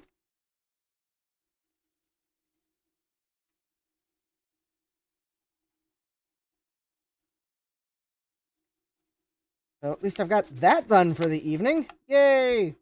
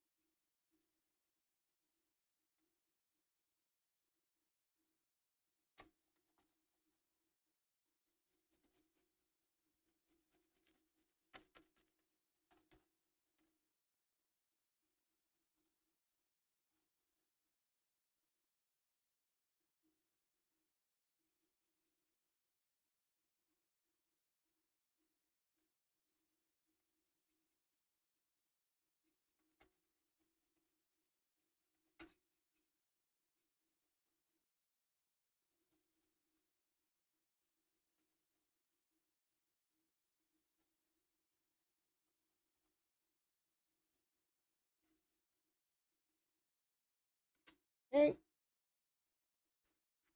Probably a decent scrubbing.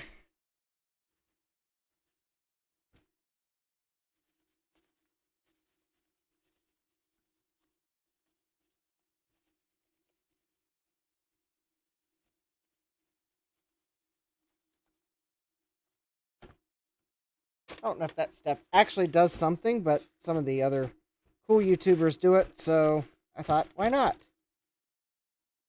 All right. At least the board now is a little bit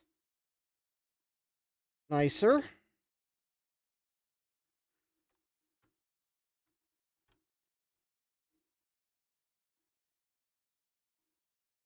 All right.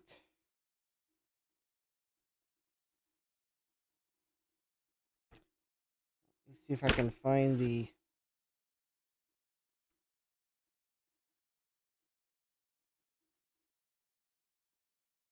All right, I just did the customary spill more isopropyl alcohol, so now we are really good.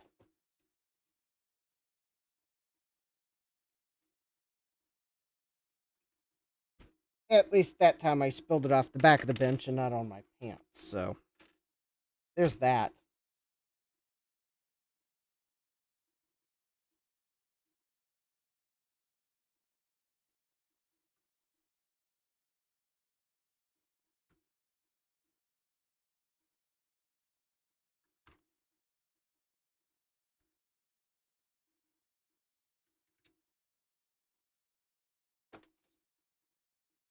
Wait, that's not the right screws.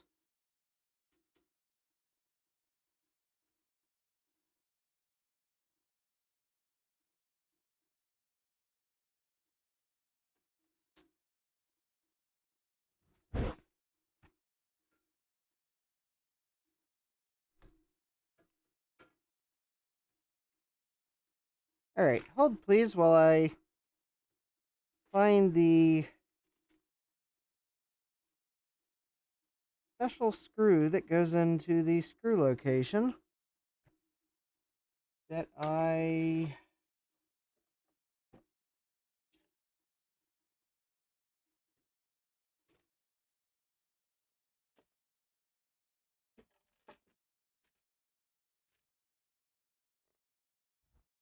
put in a creatively bad spot.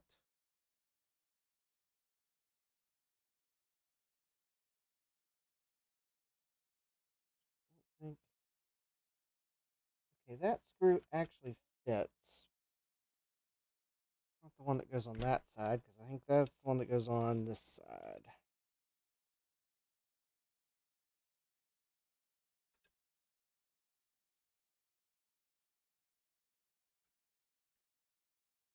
And it goes on. Oh, I just realized I got a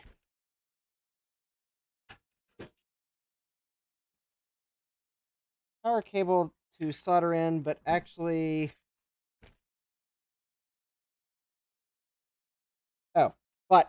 I can solder it in with this shield in place, and actually I kind of need to because of the way it all goes together. So we're fine there. I should have a screw sitting over here.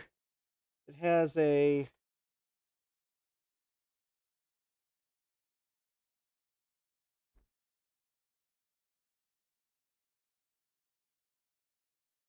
like a washer on it.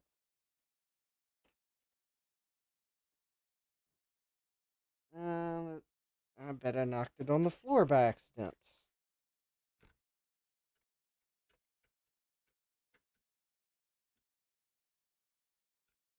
Also, I think I found a better screw for this location.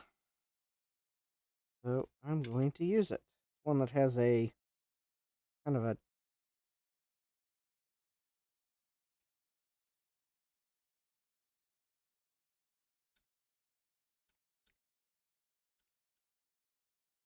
that's a grounding tab, so that's better there.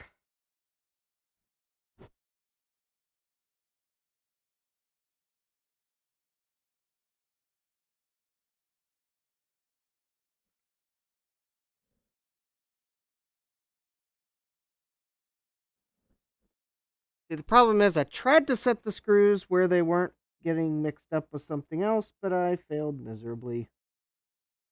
Alright, whatever. I don't think that spot absolutely needs the washer, and I don't think it was a plastic washer anyways.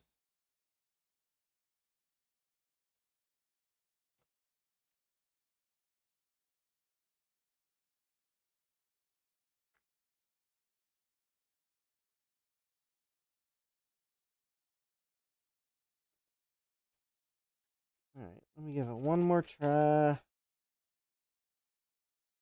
But I knocked it on the floor by accident.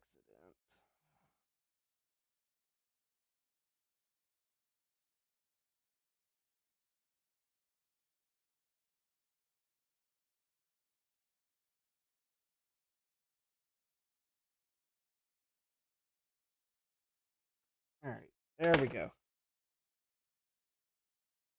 Okay, so now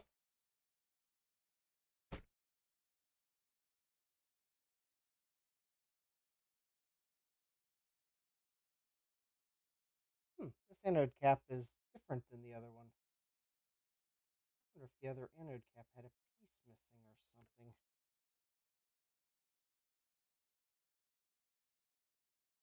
Okay, so there was a power switch.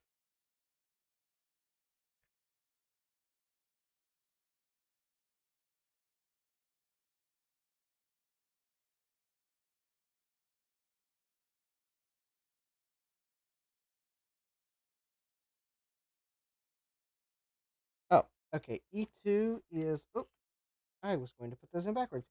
E2. So these wires are marked as to which one goes where, but it's marked by the fact that E1 and E2 are marked on the switchboard, and the wire E1 and E2 wire goes to the same point on the main board as it does on the switchboard.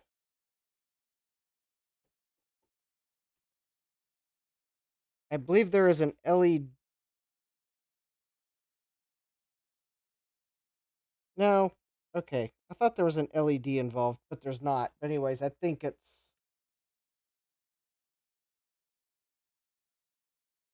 that's how you know you've got the wires in the correct place so that they will reach where they need to go when you get it reassembled. I think that's the reason why you'd want to put them in the correct place, but I mean, it's a silk screen, not a cop.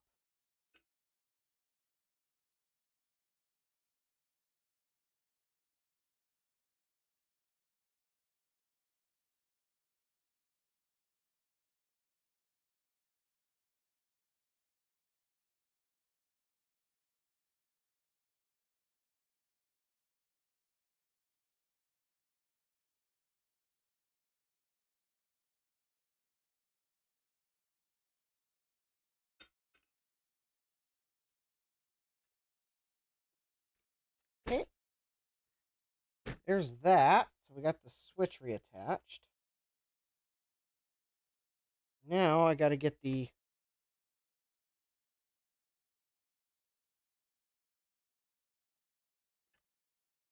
power cord reattached.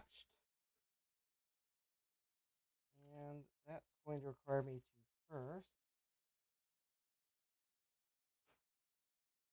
get the solder blobs off of the plastic piece.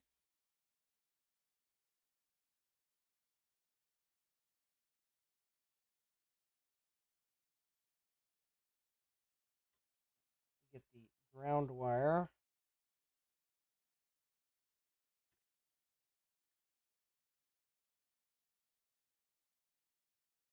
And I bet my audio just dropped.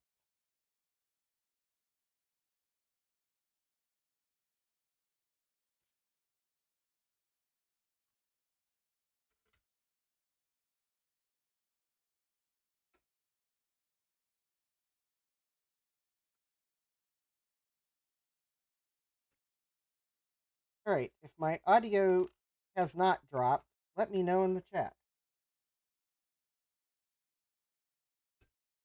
Because I'm seeing a warning in OBS that I commonly see when people complain they can't hear me.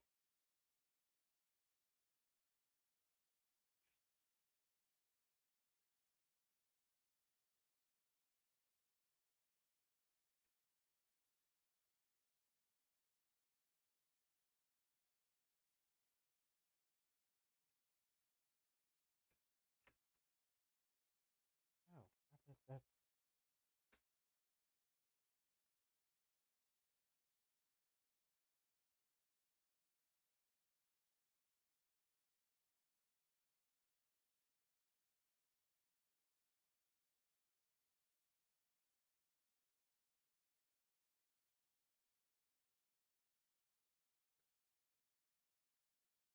Oh, there we go.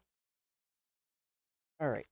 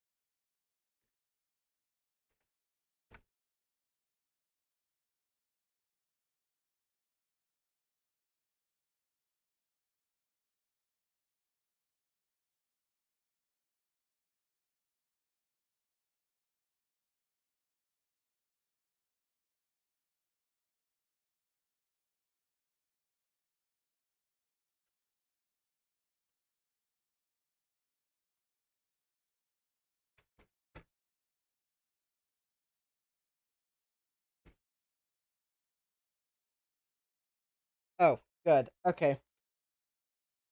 Just wanted to check.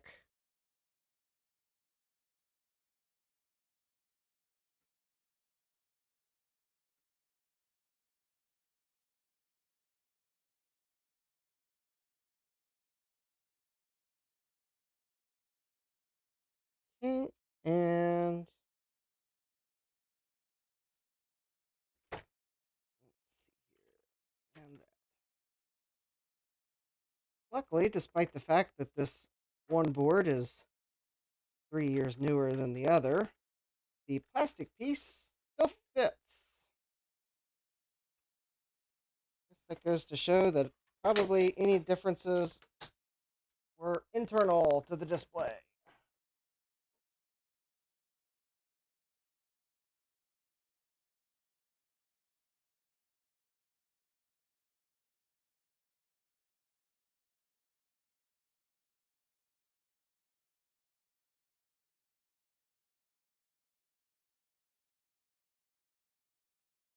All right, now that we've got that, so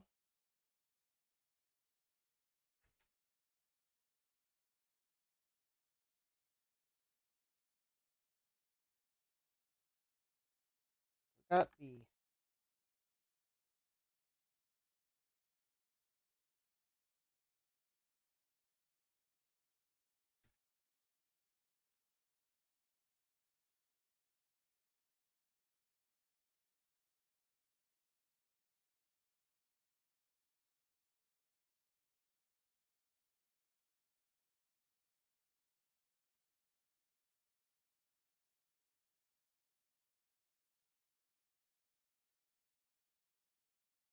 Alright, so now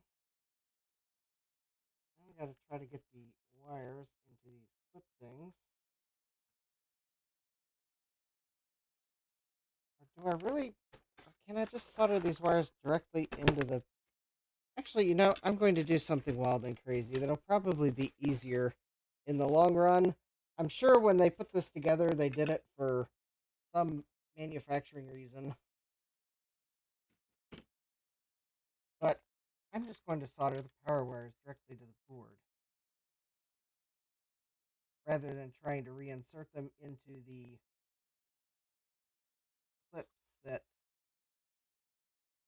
the wires don't want to go into.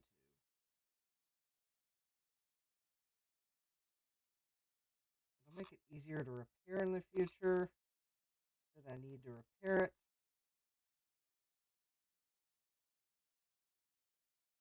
And if I can't fit the wires through, then I'll solder the wires to the clips and then put the clips back on.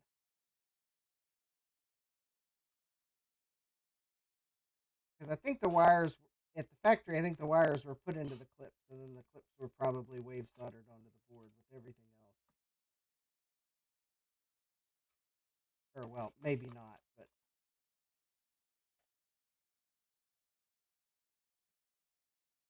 they were probably put on in a way that was easier because...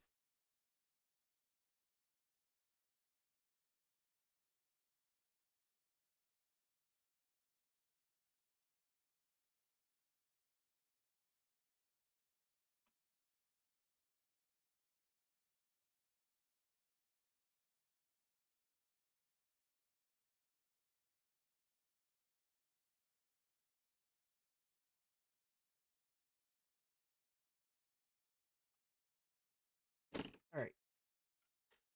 Let me see if those clips are loose now. Alright. Alright, we have, I'm going to take a moment to implore people to smash that like button, but I don't have visibility into how many people have liked the stream versus how many people have watched it, so smash that like button anyways. Carefully, though. I wouldn't want to have to try to fix your CRT.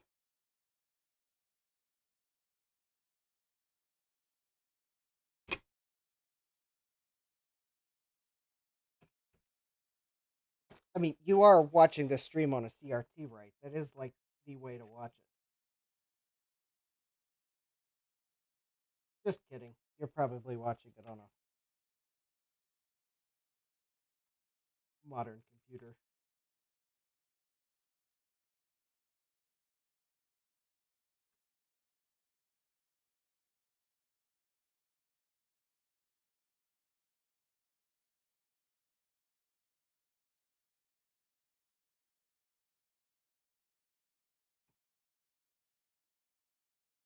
Alright, so... as Jack says, smashy smashy.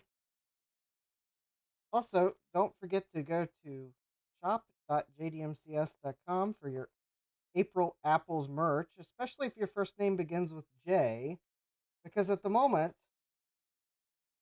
I am on a, my first name begins with the letter J streak of people who have ordered merch. So if your name begins with J, help keep the streak alive.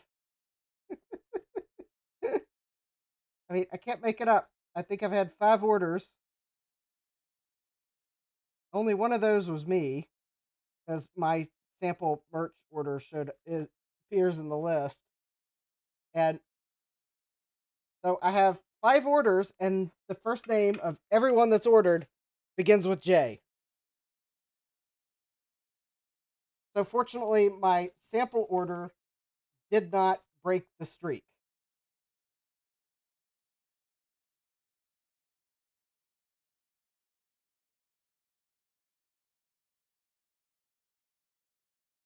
Now, you're probably wondering, what could I have ordered samples of? And, well, that hopefully will be merch that will be announced hopefully sooner rather than later. But it's also merch that I at least wanted to do a quality control check on before I listed it. So, all right.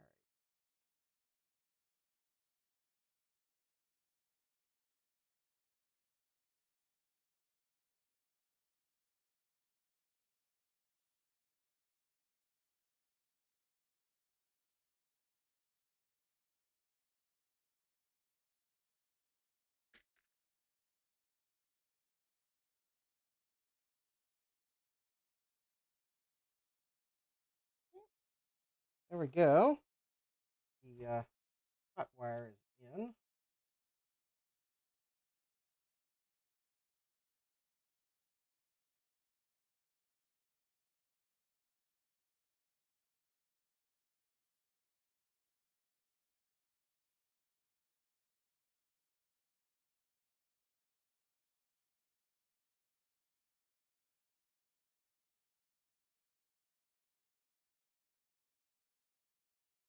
Actually, I don't like the way that is. All right.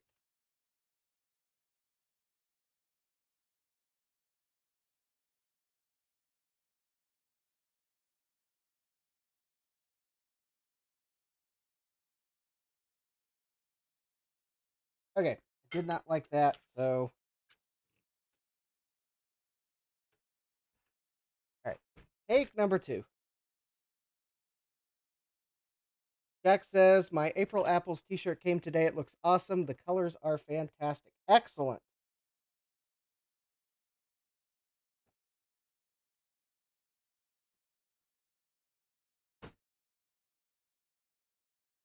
I am glad to hear the colors are fantastic.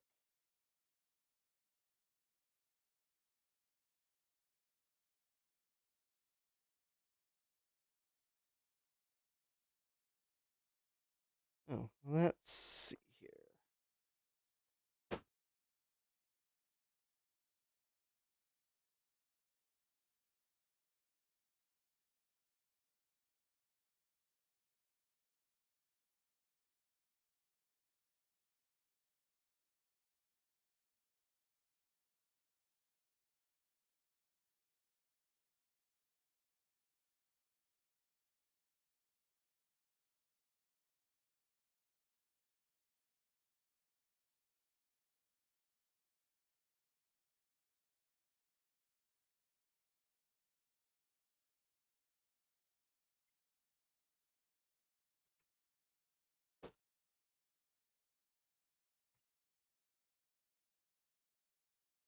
All right, let's try that. I put the wires back through the standoff that they were on when they originally were connected from the factory.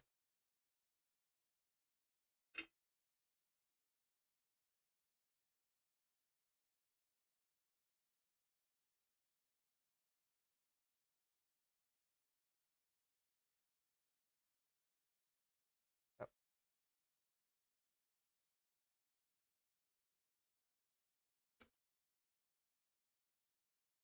all right, let's see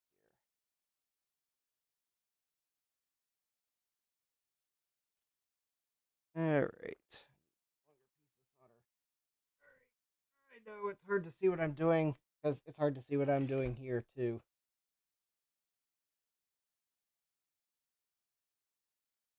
All right, I'm glad to hear that the April Apples merch colors are fantastic because I wasn't able to order samples before I listed it.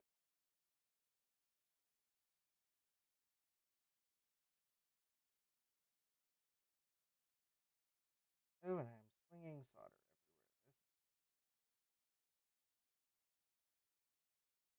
everywhere.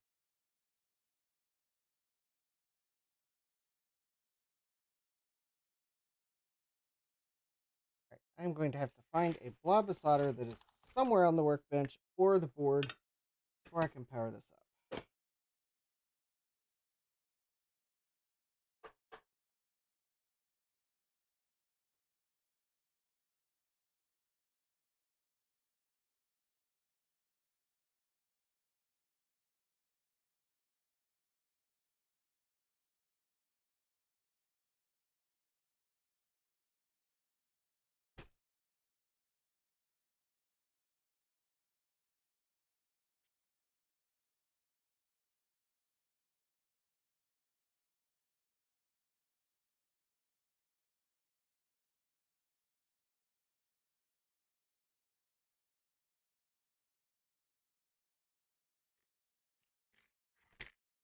All right. I'm having trouble getting the power wire soldered in.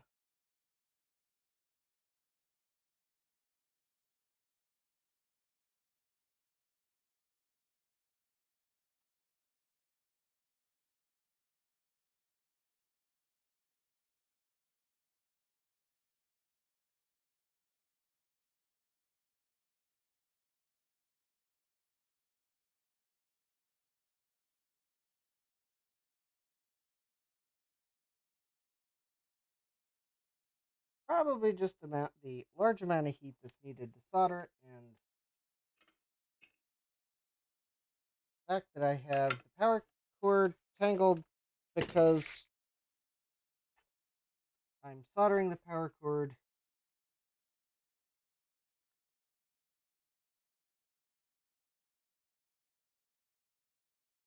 I got a blob of solder that I know I saw fly off my soldering iron, and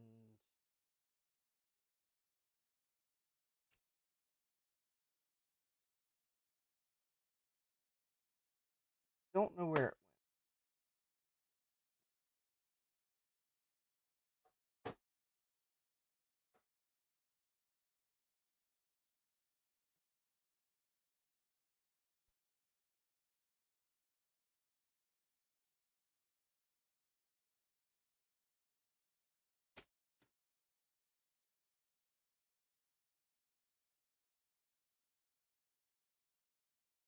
went. Oh.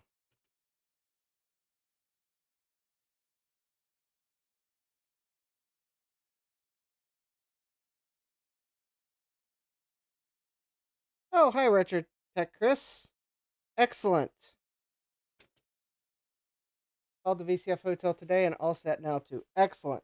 Glad that you got that straightened out. And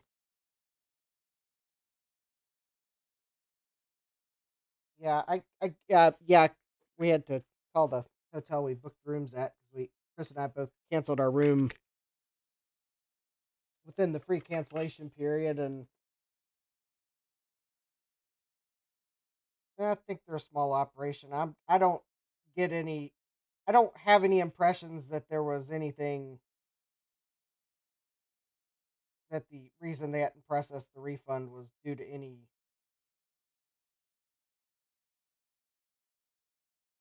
bad intent. I just think they're a small operation, and I don't know that they necessarily check their Booking.com messages frequently or to see if anyone's canceled. I think that was the impression I got. Oh, okay. Well, okay. In Chris's case, as he just says, he canceled, then he rebooked at the last minute at the same hotel, and they were a bit confused. Okay, yes, he. In Chris's case, he probably confused them. I think in my case, it was a. I got the impression there was that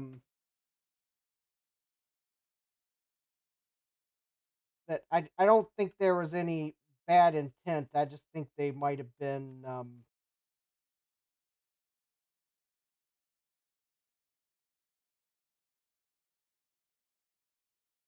uh, I think they might have missed a message from Booking.com or something like that. So I don't think they had like were trying to see if they could get away with not refunding me. I think they missed a message somewhere because they put me on hold so they could go check.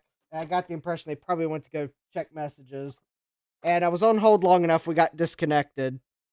It's possible someone walked in the lobby, but to their credit, they called me back.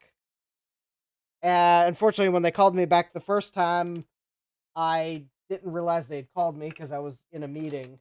But they called me back again like an hour later and said, "All right, we've processed the refund." So the thing is, they actually called me back, which a lot of companies would just like make me play phone tag. So yeah, as Chris says, everyone in that part of New Jersey is super nice. They probably just missed a message or something, and they called me back. I mean, there's so many places that would have made me call them back after we got disconnected, but they called me back. So and they processed it. So yeah, they are really nice at that place. All right. I am having just the darndest time trying to get this soldered in. All right. I think the wire is pretty much soldered to this clip. Now the trick is, can I get the clip soldered in without it like moving? Because that was the problem. The first time I had to apply enough heat on it that it moved out of place from where I wanted it to stay.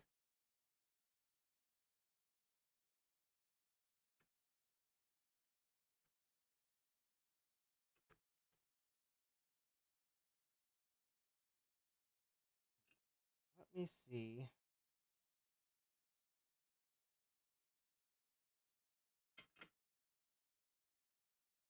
Unfortunately, I don't have like a third hands or anything that is big enough to do what I am trying to do now.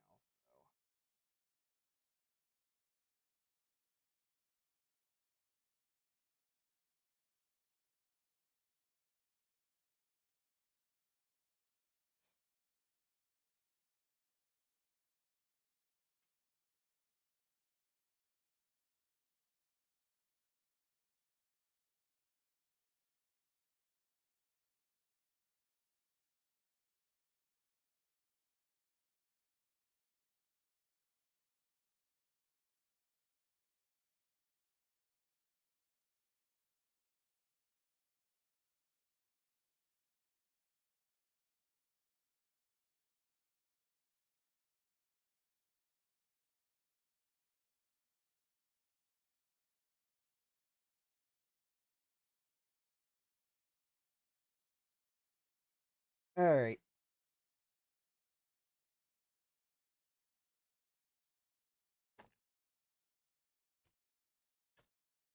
Well,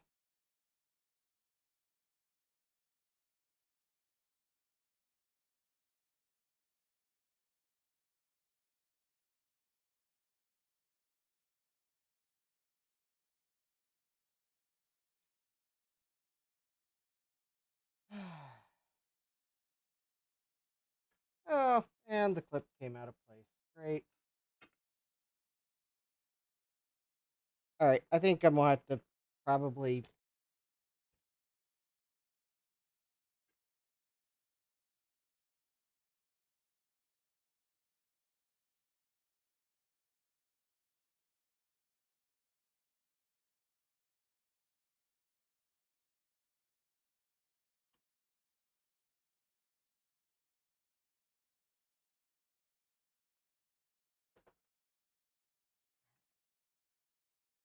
Maybe I'll try soldering the wire directly again because it's not working that great in that clip.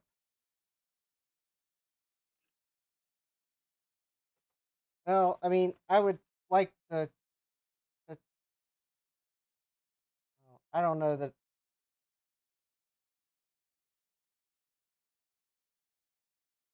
I know folks would like me to try to make it to another VCF event this year, but I don't know if that's going to happen this year.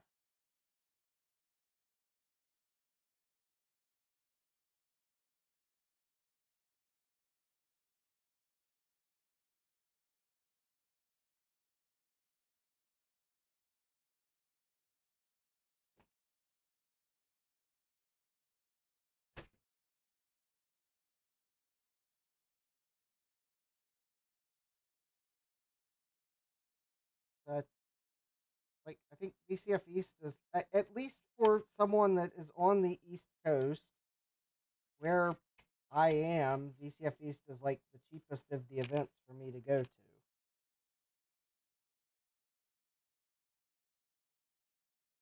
They kind of go up in expense from there.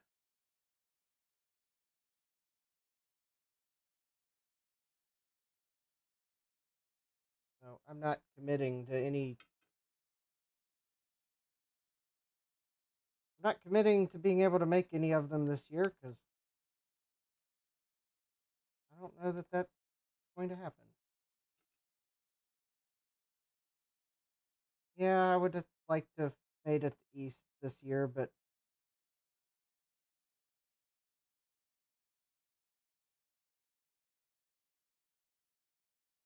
wasn't meant to be.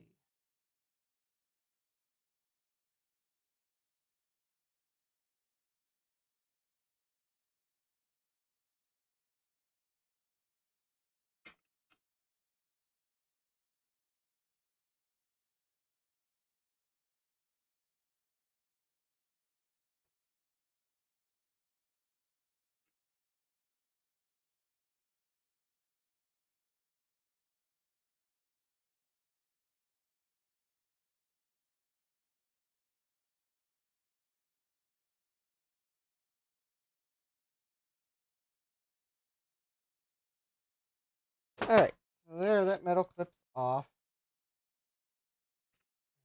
I am going to see if I can get these wires through the board, solder them directly.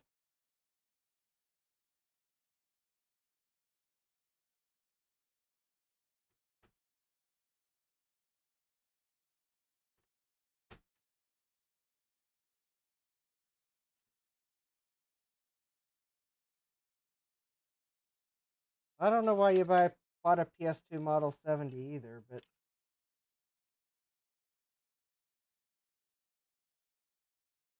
now if it was a compact something or other, I could tell you exactly why you bought it.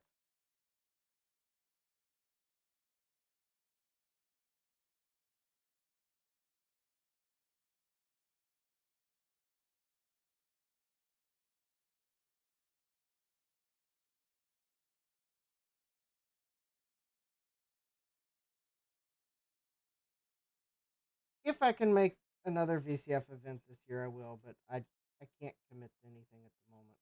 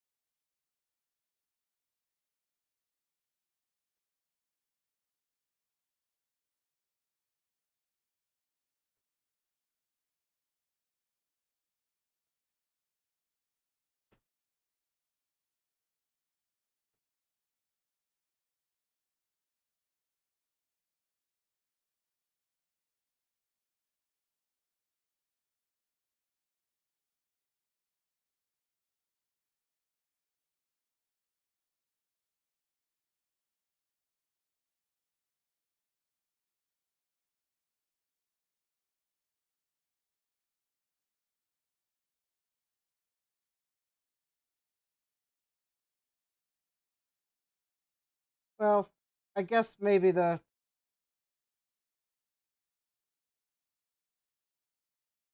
guess the one thing is I didn't like go completely empty-handed from this past weekend. I would have needed to have been home Saturday to make sure that a vintage computer wasn't sitting on my porch all weekend.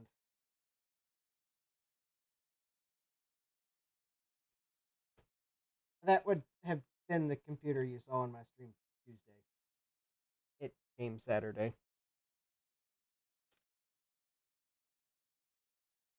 Oh, hi, Adam.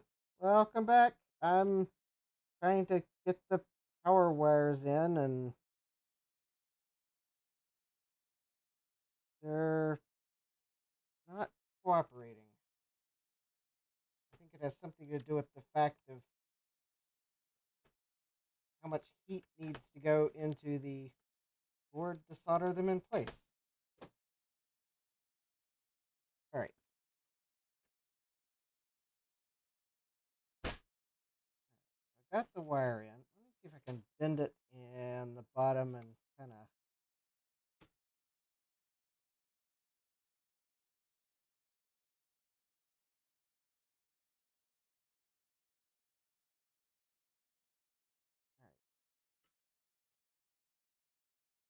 Now, I think I've got it so that it won't move out of place while I'm soldering it. Adam says the FedEx guy is gonna hate me tomorrow. I have just boxed up 7 computers for pickup.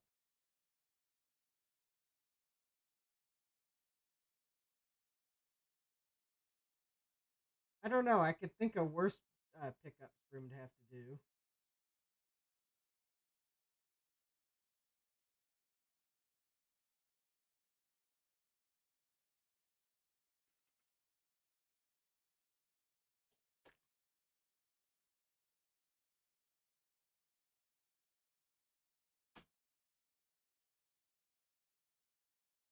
All right, there we go. Finally, I think I got the one power wire soldered. Let me see if I can't get the other one in now.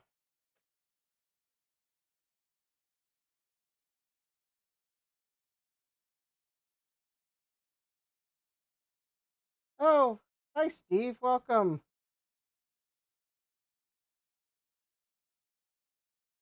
Yeah, I'm having fun trying to get the power wires back on because the replacement board, the power cord got cut off by e-waste because,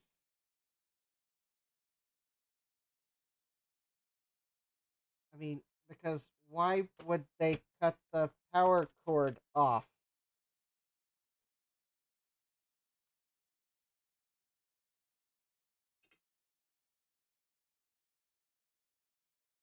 Oh, so that Desk Pro Pentium Pro went to the obsolete geek. Of course.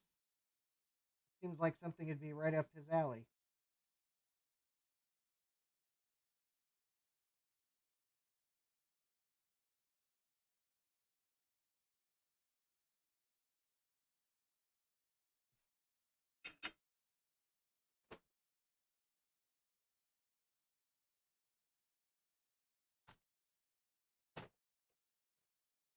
All right, not the best looking, but it's at least not shorting anything. All right, I think I finally got that back together. Now I do need to take another look for. There was a solder blob that went flying somewhere while I was trying to get that soldered, and I have not found it yet. So let me at least make sure it's not on this board. I don't see it on this board.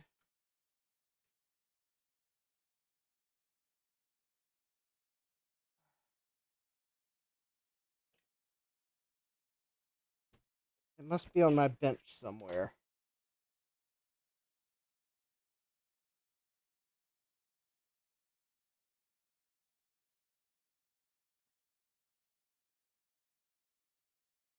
Yes, and yes, thank you, RetroTech Chris, for picking up some ATX case shields for me.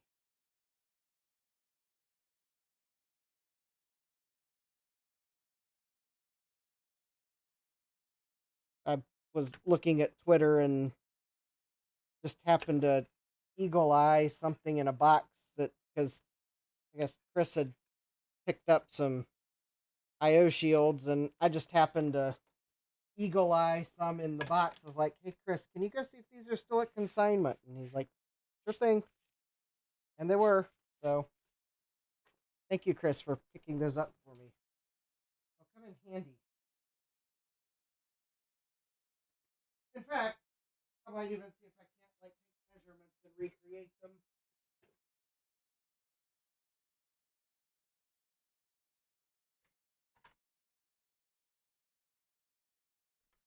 Ah, and put them in Michael's room. Ah,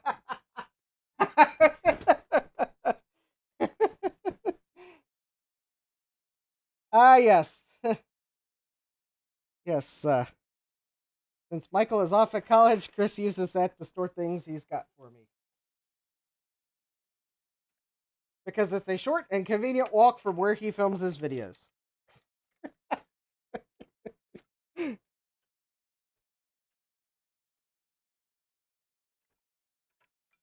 Fun fact, it might look like Chris films his videos at the top of the stairs. because he does. It's not a green screen. Although that would be funny if on like some April Fool's video he makes us think he's like in his normal place, but it's a green screen. But then he could double fool us by being a green screen at his normal place.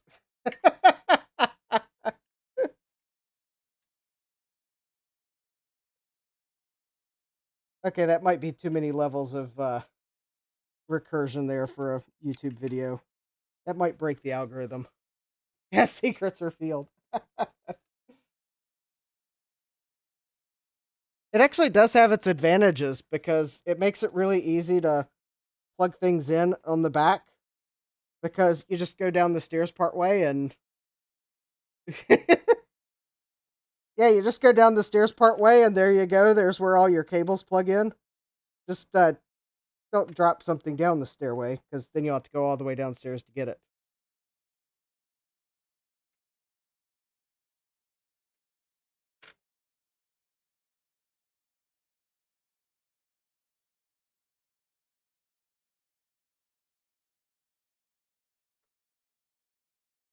All right.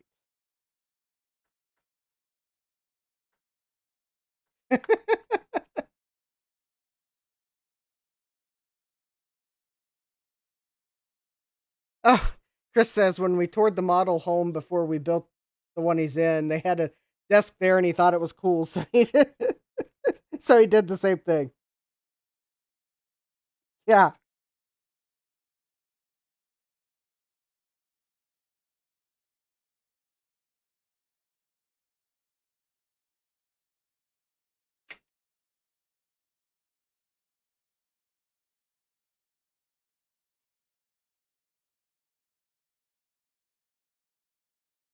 All right. So got the switch back in, and I got the little plastic piece that makes sure the switch doesn't touch another board that's in front of it. So that's in place.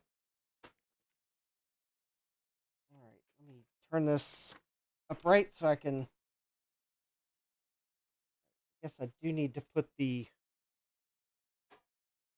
I am confident enough that this is going to work that I am going to put the shield back on the bottom. Although that's also because if it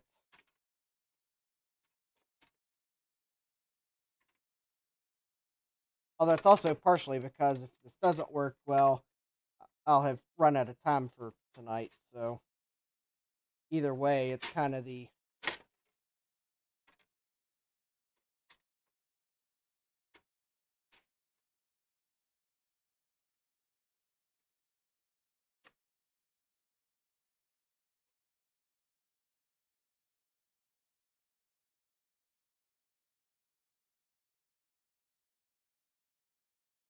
either way. It's going to put this back together far enough so I don't forget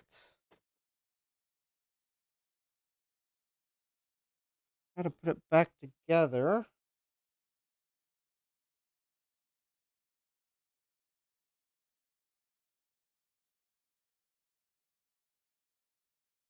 That's one of the screws there. And I think that's the other one. No, that is not the other screw. Oh, that's because I think these are the actual screws. Nope, those aren't them. Must be this one. Oh, yeah, I misplaced the screws on my bench.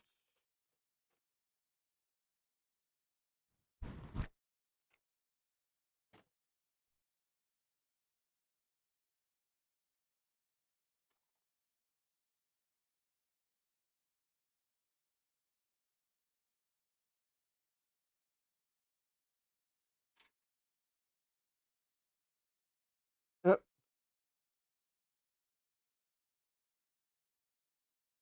Okay, there's that one. And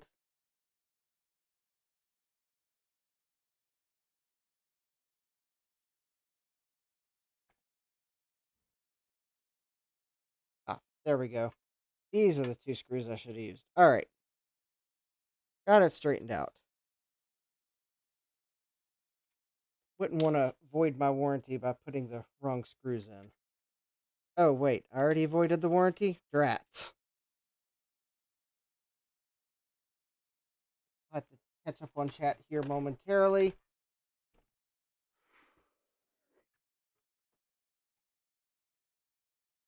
All right. There we go. Very important cable there. And let's see, that's a uber important cable there.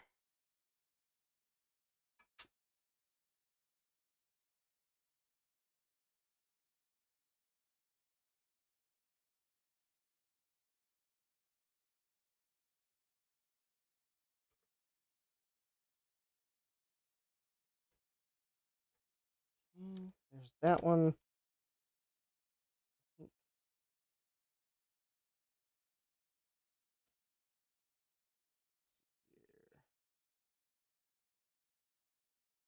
That cable goes through there. And I think these wires go through here.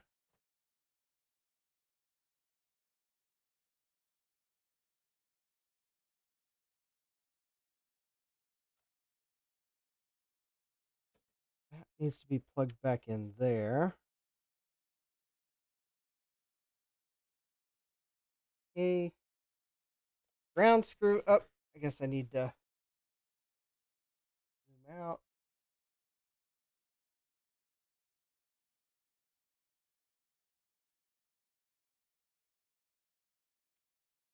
Kind of fully expecting that I'll have to adjust the potentiometers on the neck board, which means I'll have to set this monitor up on a table that is not a stainless steel workbench, because Will did confirm something I suspected about this monitor, and that is that it is a live chassis monitor. So I definitely do not want to be adjusting those potentiometers on while the monitor is on a stainless steel workbench, because that would be just another place where I could cause the zappy zaps.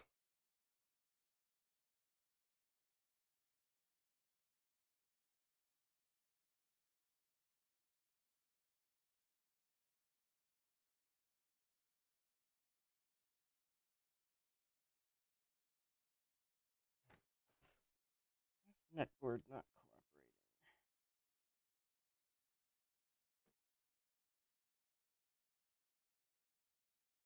cooperating. Yeah, that looks fine.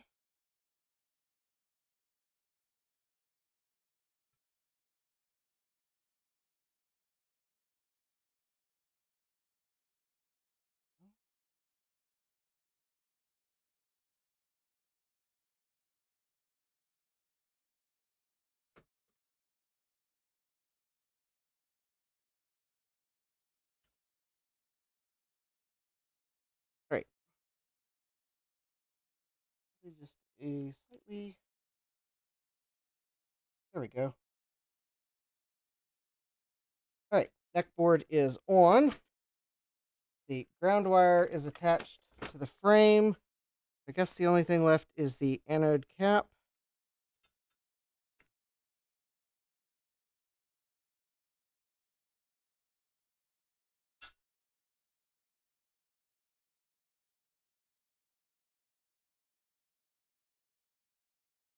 Oh.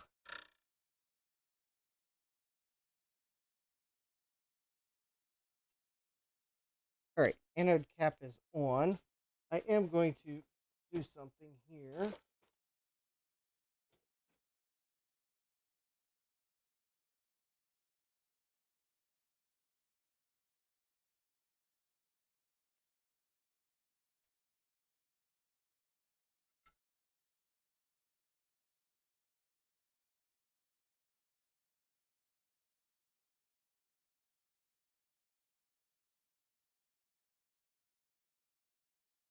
I've seen some YouTubers do this. That is dielectric grease, because that is actually something they do apply at the factory. Dielectric grease is non-conductive, but there we go. I think it helps somehow. I don't know how. I thought I'd do it for the channel engagement. Send all compliments to me. Send all complaints to.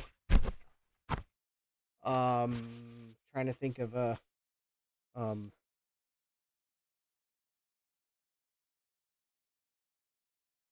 Some someone else. Complaint department's closed. It's 11:50 p.m. here. I closed the complaint department secretly before applying the dielectric grease. Yeah, if only it were that easy. Okay, because this is a live chassis monitor, I am going to put the back cover on. At least, I'm not going to screw it back on, but I'll put it back on so that it's back on. That way, I can't. That way, there is no way the metal chassis inside could touch anything on my stainless steel workbench. That's really the only reason why I bothered doing this.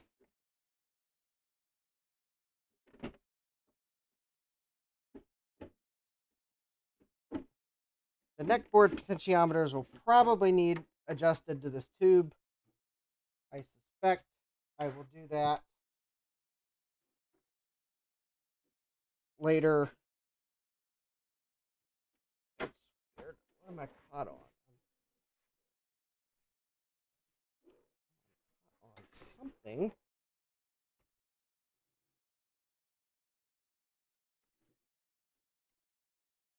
Hold on. The top's not going on all the way, and I'm wondering if that's because I've got something out of place. Oh, I might have had the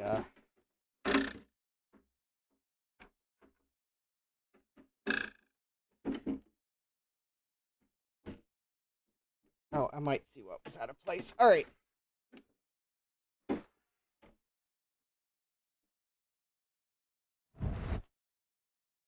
Okay,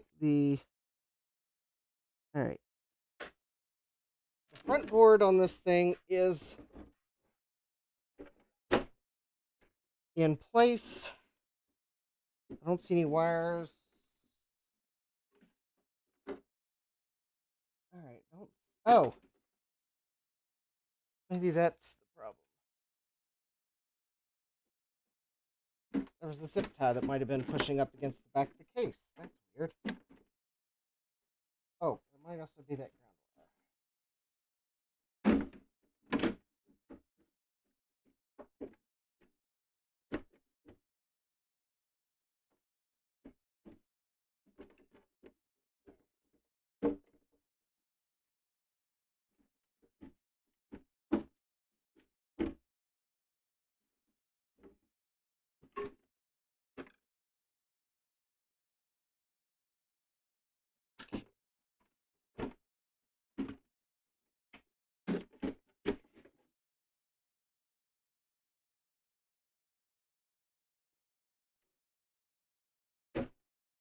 There we go.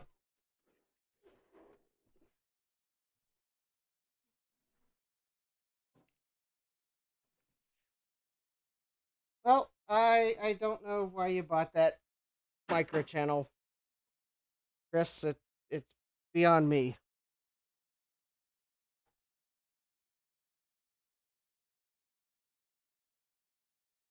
Couldn't tell you. All right, so let's see what this monitor does when I apply power. So, applying power in 3, 2, 1. Oh. Okay, well that's good. It didn't ooh, we have a bright magenta picture on the screen. And now we have nothing on the screen. That's Oh, I accidentally turned it off.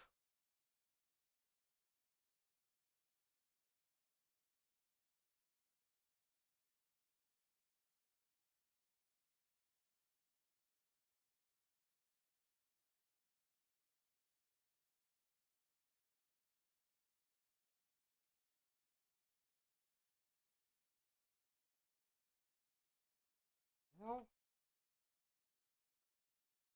I guess the only way to know if it's fixed is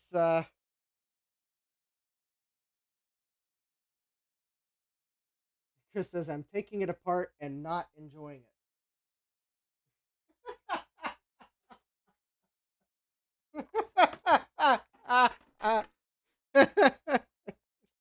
um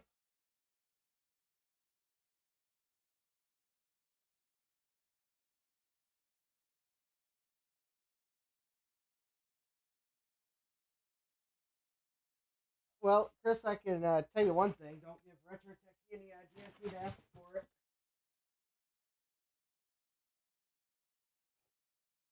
That thing would be a like $1 million to ship to Canada. That is if the Model 70 is the one I'm thinking it is.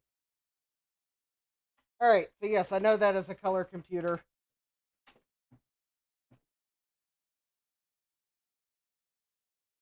Oh, wait a minute. Hey. Okay, well, I got good news and I got bad news.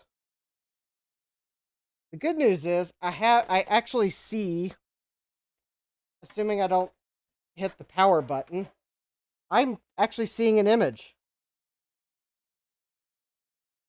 It appears to be monochrome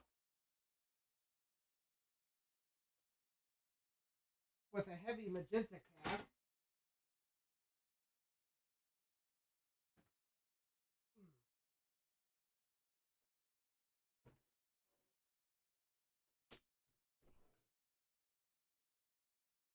Yeah, it's definitely very magenta forward. This is more than I had with the other board, though.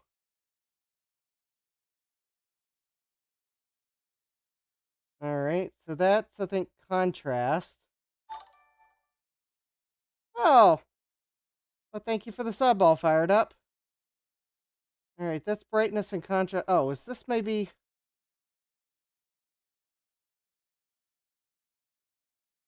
Okay, well, that button's not having any effect.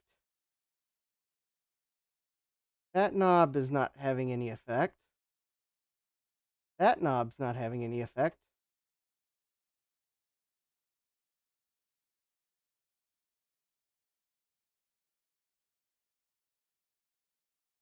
Okay, the monochrome button is out.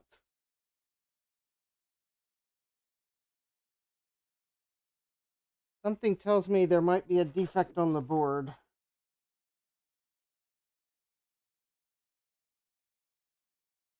Okay, so that's horizontal hold.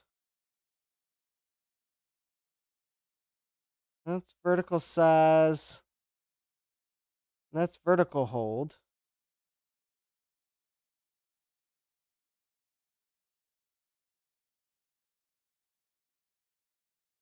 The monitor is acting like...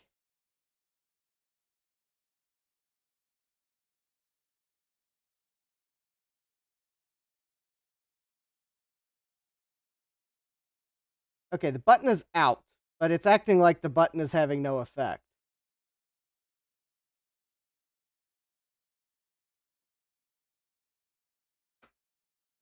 So I'm thinking I'm going to have to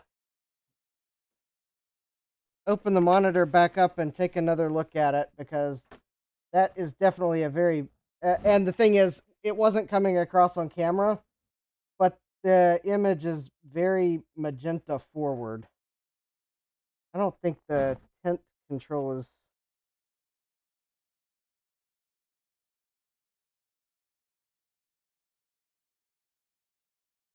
Yeah. Yes, this is the version where the front knobs are on a daughter board. I'm wondering if I'm going to need to.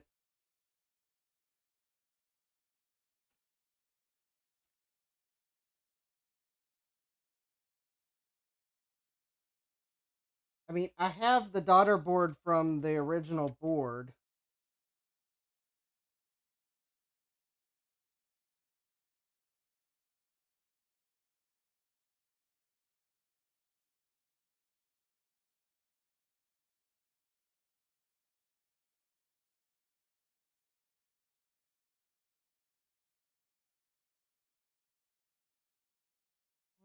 I bet there's some potentiometer I'm going to have to adjust on the board.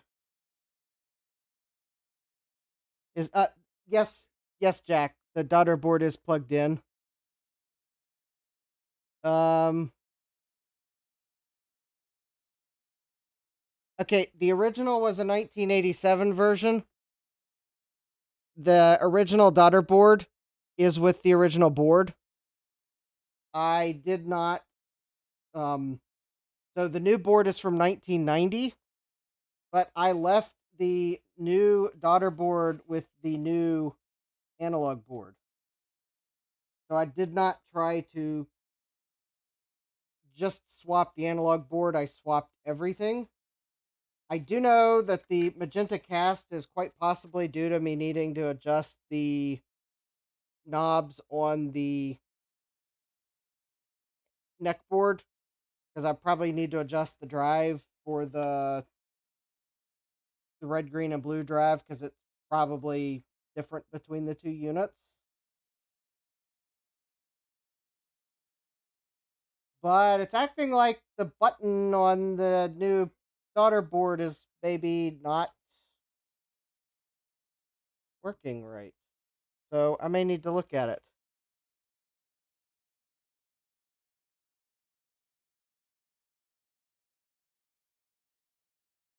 Anyways, yeah, I swapped everything. So the daughter board should match the analog board.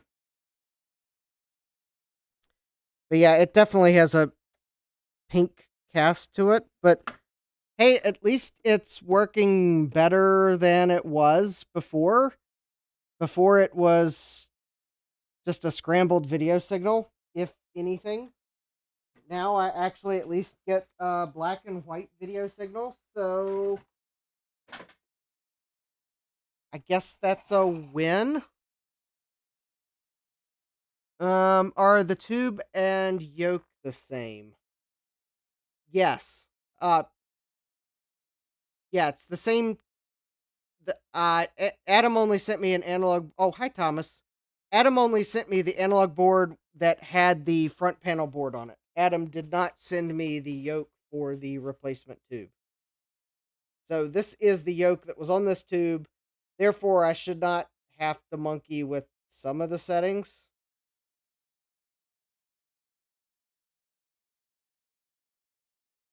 But it looks like the button is, yeah, as Jeremy says, it's an improvement.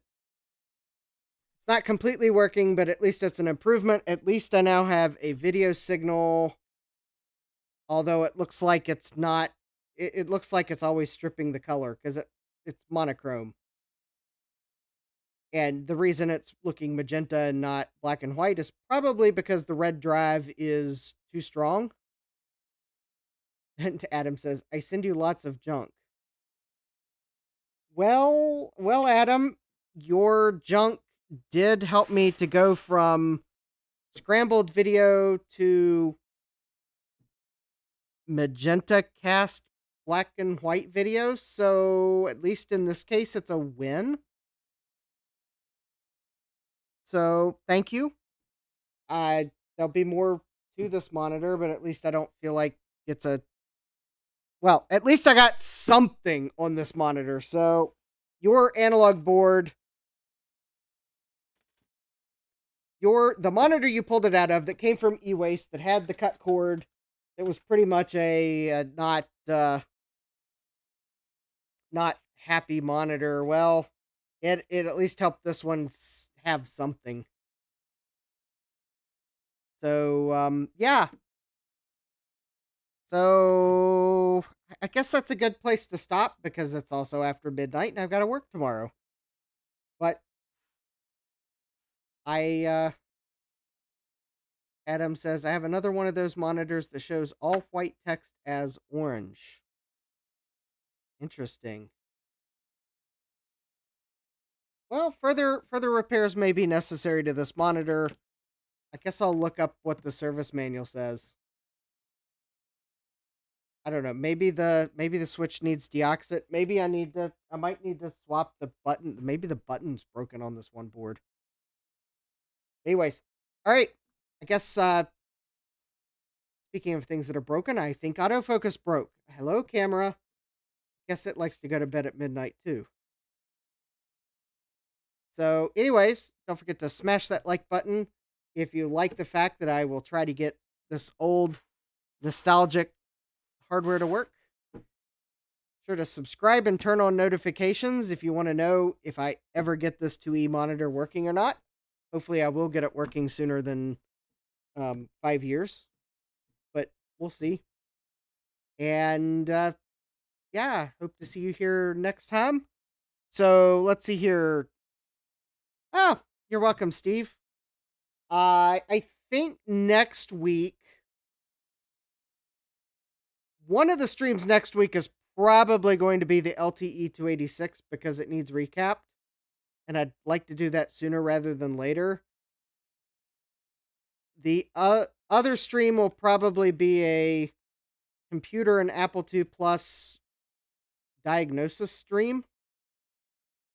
If I can clear enough space to put my oscilloscope back on the bench. Although I did order parts for the Apple II Plus today, so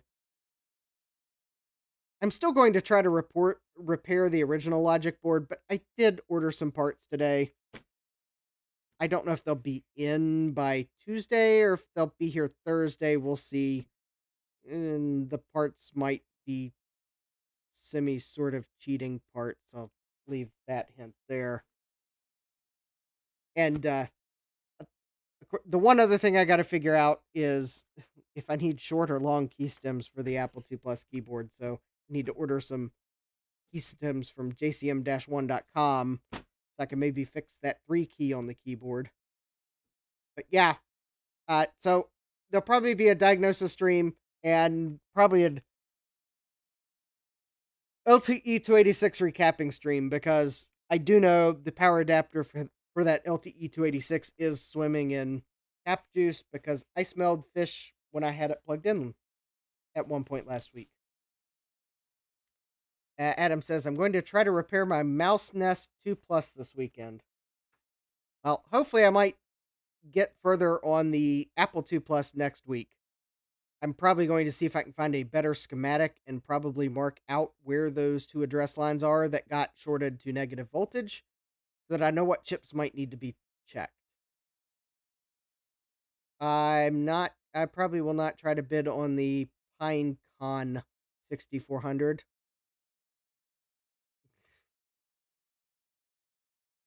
Yes, I intentionally mispronounced it. Yes, thank you, Jeremy, for make sure I saw that was an M and not an N, but it was an illegal clone, so it's a Pinecon if you ask me.